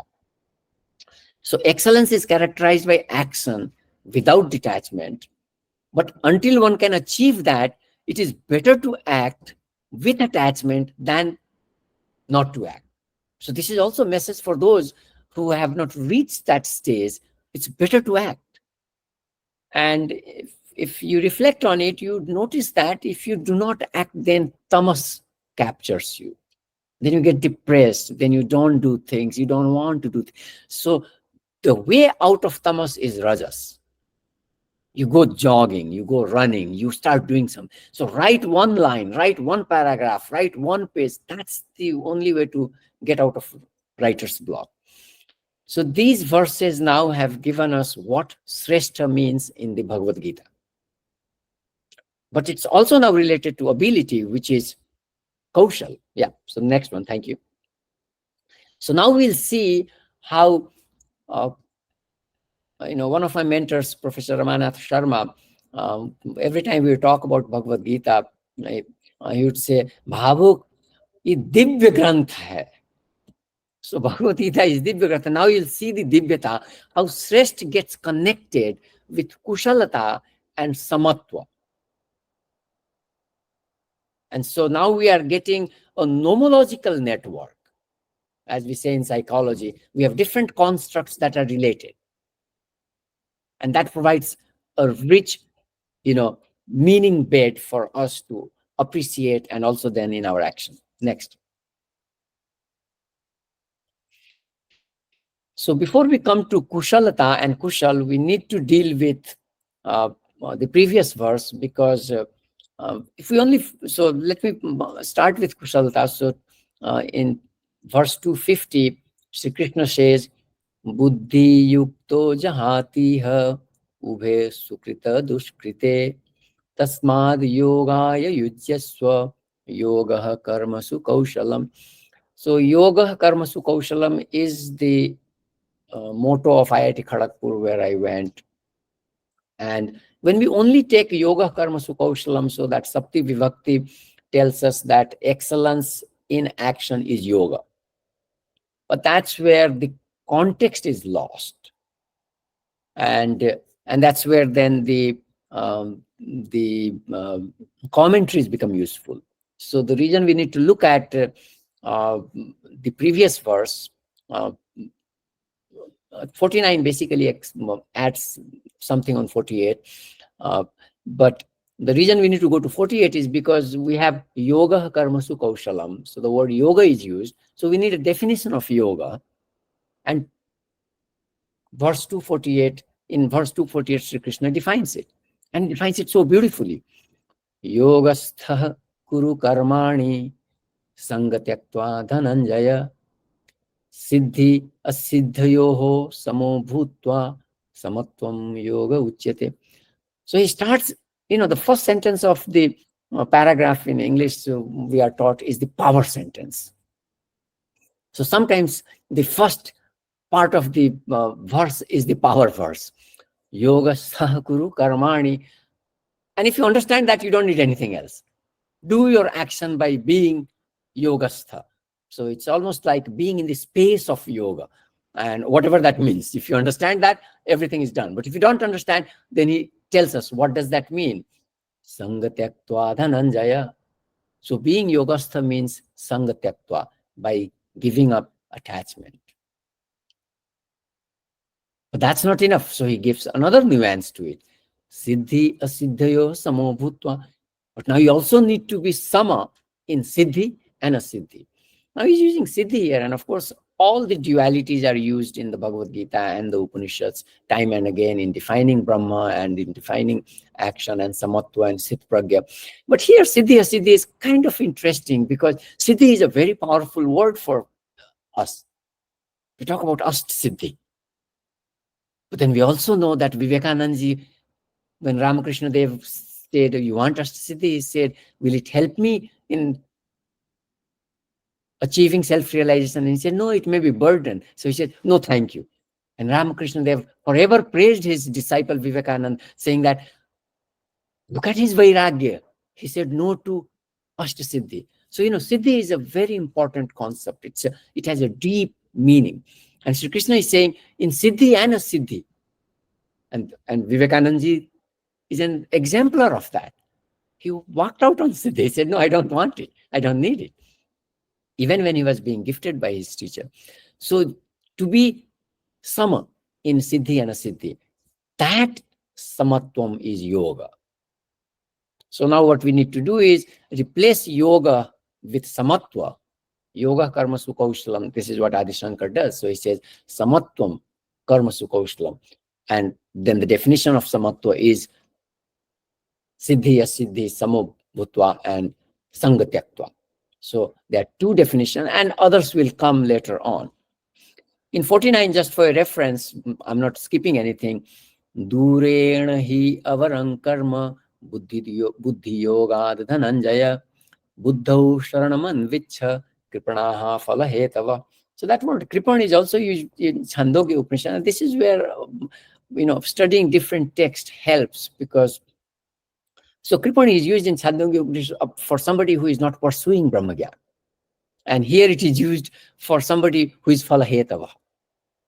So, and clearly the one who is not pursuing Brahmagyan is falahetava. So this is the person, this is you and me, who is still struggling and who is still attracted to the outcomes of our action. And so that is, that is kind of a put down. So those who follow, desire the action are kripana. And so then he says, Buddha Shranam Anvicha.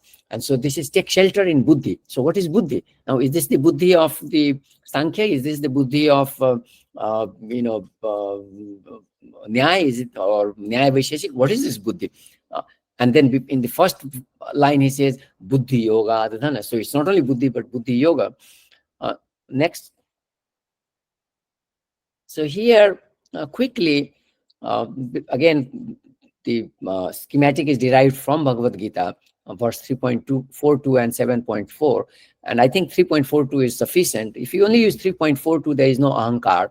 But there is Atman, there is Buddhi, there is Manas, and there are the senses. And in 342, Sri Krishna says that compared to the senses, Manas is strong. Compared to the Manas, Buddhi is strong. Compared to the Buddhi, so that Atman is strong. And we have a similar verse in Kathopanishad. And so, again, we have to, because it simply says so, the word Atman is not used. So we basically have to then replace that with Atman. So this is the Indian concept of self. But Buddhi Yuk, if you look at this schematic, is easier to understand. So the Buddhi that is turned inward. So the Buddhi is not looking at anything else. It's totally engrossed in the self. Atmarati, Atmatushta. That's this. So the Buddhi is Nishayatmika, but it's not even interested in anything. And then the Manas gets drawn inside. Because whatever the Manas is saying, the Buddhi says, just look inside. And so that's, if you need a schematic, then Buddhi Yukta is that stage of a person where the Buddhi is completely drawn inside. So if you go back to the previous one, and then, so this is what we are talking about. So Buddhi Yoga is capturing that. So one who uses Buddhi Yoga, compared to that, karma is Phalahetu karma is really lower quality. And so in 49, he says that, and then in 50, now he talks about yoga karma sukaushalam. So he's already said that karma done with desire for fruit is lower quality. You don't want to do that. That is kripana. You don't want to be that. And then he defines, and that's why yoga is samatva. So we get this definition of what is kushalata, what is kaushala. It is samatva in action. You can go to the next, and we have go to the next. So now here I'm basically connecting the two. So yoga karmasu kaushalam. So replace yoga with samatva karmasu kaushalam, and then replace that with sanga tyaktva, because samatva is sanga tyaktva and siddhi asiddhi samo bhutva. That is karmasu kaushalam. So the definition of kushalata or kaushal is sanga tyaktva and siddhi asiddhi samo bhutva from these two verses. Now we'll get to 18.26, and there are set of verses where in the last chapter Sri Krishna talks about sattvic karma, rajasic karma, tamasic karma, sattvic karta, rajasic karta, tamasic karta. And so in 18.26, the sattvic karta is taught, and what we get there is the sattvic karta is mukta sangha. So you can see this is clearly about sangha tyaktva. So sangha tyaktva is equal to mukta sangha. And siddhi asiddhi nirvikara is same as siddhi asiddhi samo bhutva. But it's kind of, when you think about a karta, it's not about samo bhutva, but nirvikara. There's no vikar. So there's no siddhi asiddhi. It does not even create any vikar in your mind. So these two words, samo bhutva and nirvikara, actually add some meaning. But then Sri Krishna adds two other characteristics. Anahambadi.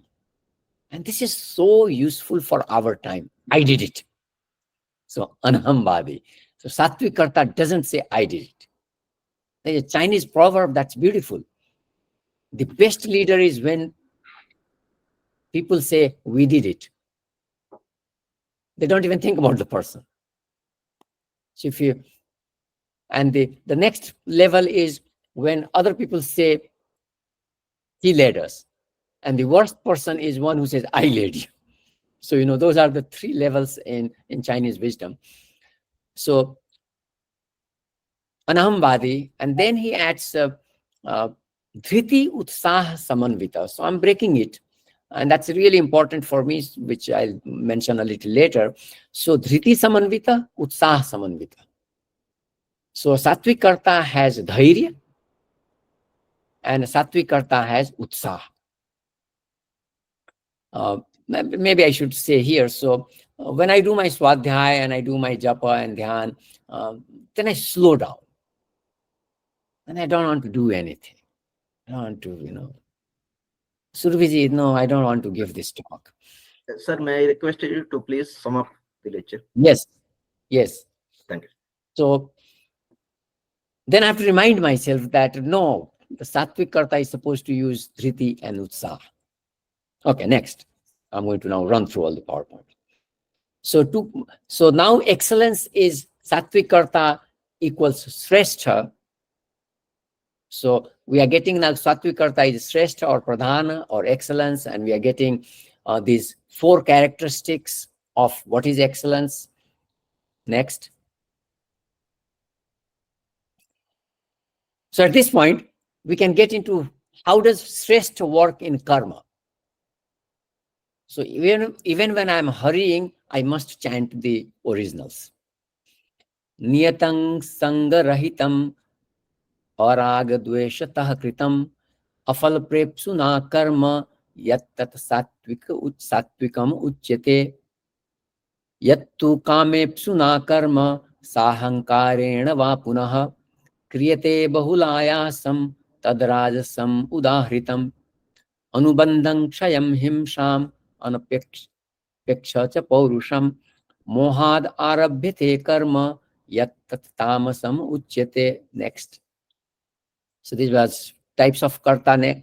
That was types of karma. Now we have types of karta. I already talked about mukta sango anahambadi dhriti utsaha samanvitah siddhi asiddhayo nirvikara karta sattvika uchyate. And then, so in a way, you will get the idea how from we first define excellence and then we define non-excellence. So the rajasic and tamasic will be non-excellence. Ragi karma phalaprepsuh lubdho himsatmako ashuchihi harsha shokanvitah karta rajasah parikirtitah. And for tamasi, ayuktah prakritah stabdha shatho naiskrito alasah vishadi durga sutricha karta tamasa uchyate. So if you go to the next one, now we basically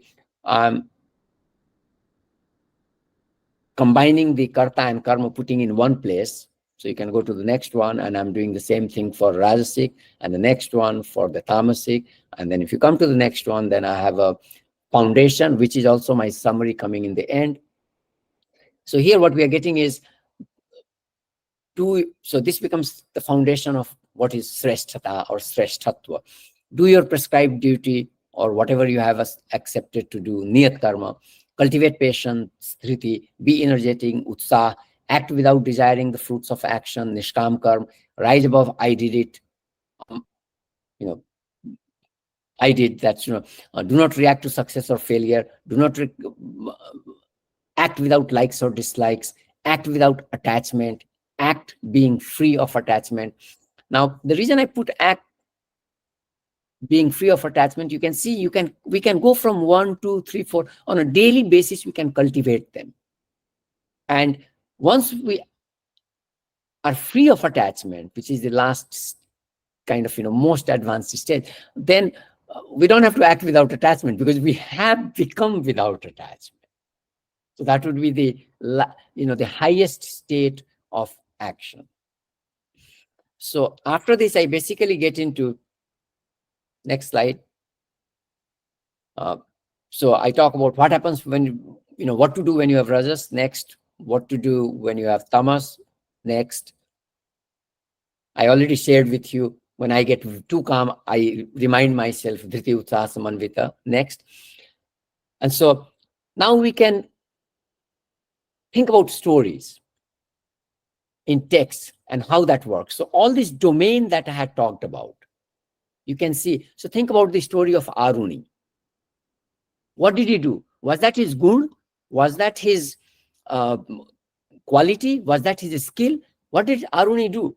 He laid down to stop the water. But now he has become an example. So go the previous one, the next one, sorry, story. Yeah. So we get a context where somebody did his best. But that now is used as an example of Guru Bhakti, Guru Seva. Now, is that a gun? Is that a quality? It's in a context, but it gives us an example. Similarly, the tapas, and there is tapas in Aruni lying down too. There is tapas in Eklavya doing his practice by himself, but then he achieves. When Sri Krishna takes the responsibility of washing the feet of all the guests, and if you haven't paid attention, thousands of guests came to Rajasuya Yagya. And he took the duty of washing the feet of everyone. And by the way, all Varanas are invited in Yagyas. So it was not only Brahmanas and Kshatriyas, but Vaishyas and Shudra and everybody. And he took, so that gives us an idea. So these stories then tell us about what is excellence in a context. Right? And so the summary I already gave you earlier when we talked about Sattvic Karta. So, put together, this is what excellence would mean from the Bhagavad Gita. And we'll see in the stories this reflect. So that is human excellence from IKS perspective. And this is not the perspective, mind you. This is a perspective. Because Indian knowledge system is so rich, we will find overlaps. If you study excellence in music, you will see some of these things will come. You study excellence in art, you will see some of these things will come. You study excellence in science, you'll see some of these things will come. And we will see, what I did not mention here is Abhyas and Vairagya will appear as part of excellence, because that's part of the training of the manas. And Abhyas, of course, there is no excellence without Abhyas. And the way Vairagya makes excellence, a fundamental aspect is, because if you have Rag, then see, you cannot be Sreshta, you cannot be Kushal. You have to do it with Virag, with her. So that's where Vairagya is important. You master the skill, but you don't have, you are anahambadi. You don't focus on yourself. Thank you very much. Uh, Thank you, sir. It is very interesting and enlightening lecture on the concept of excellence and how to understand it methodologically and from the Indian perspective. Hope this talk will be helpful for all the participants. Now, the audience can ask the questions. We have some 8 minutes time. They can either ask question or they can type it in chat box.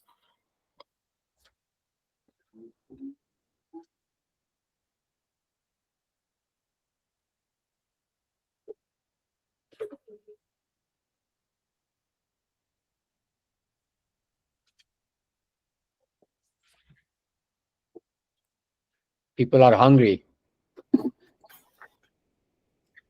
Shrishti, Prayasvini, there are a few questions. They might have no questions. No, sir, there are no questions in the chat box. So if there are no questions, so we will further proceed to vote of thanks. Thank you so much, sir, for sharing your views. Now I would like to invite Professor R.K. Biswal, sir, to give the vote of thanks. And also participants, please be connected because we will share the feedback form in the end and it will be open for 5 minutes. So do not leave the meeting without filling the feedback form. Thank you, sir.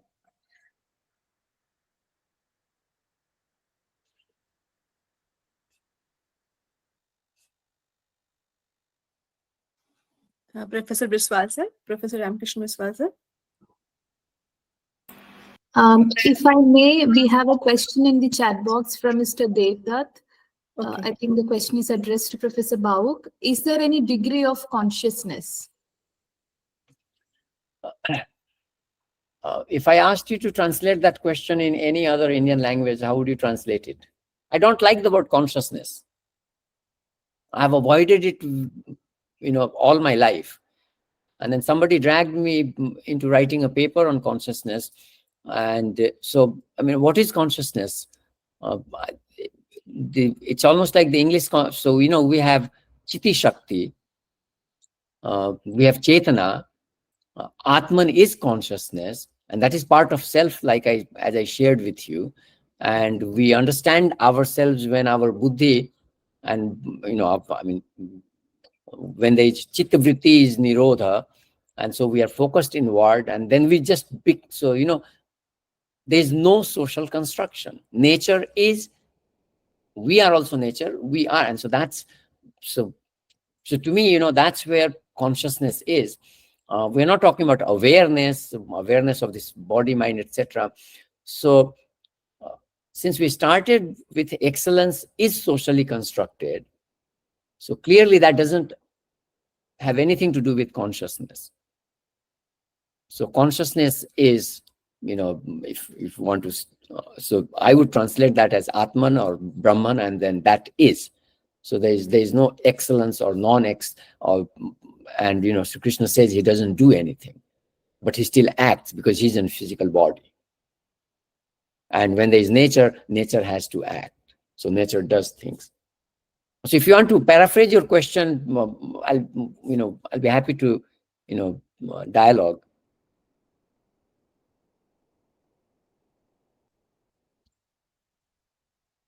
Devdaji.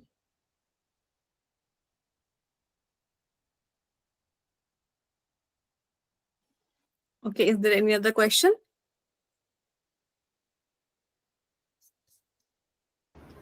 No, ma'am, there are no questions. I think there are no more questions. So,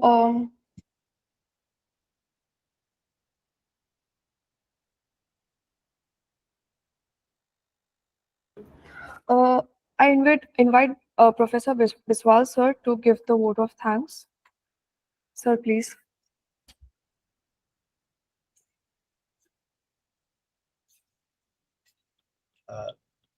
Thank you, Professor Bhawuk, for an enlightening talk. I know that Professor Bhawuk is not only a researcher, but also a practitioner of Indian tradition and knowledge system. And through his experience, he deliberated upon the conference topic today very aptly.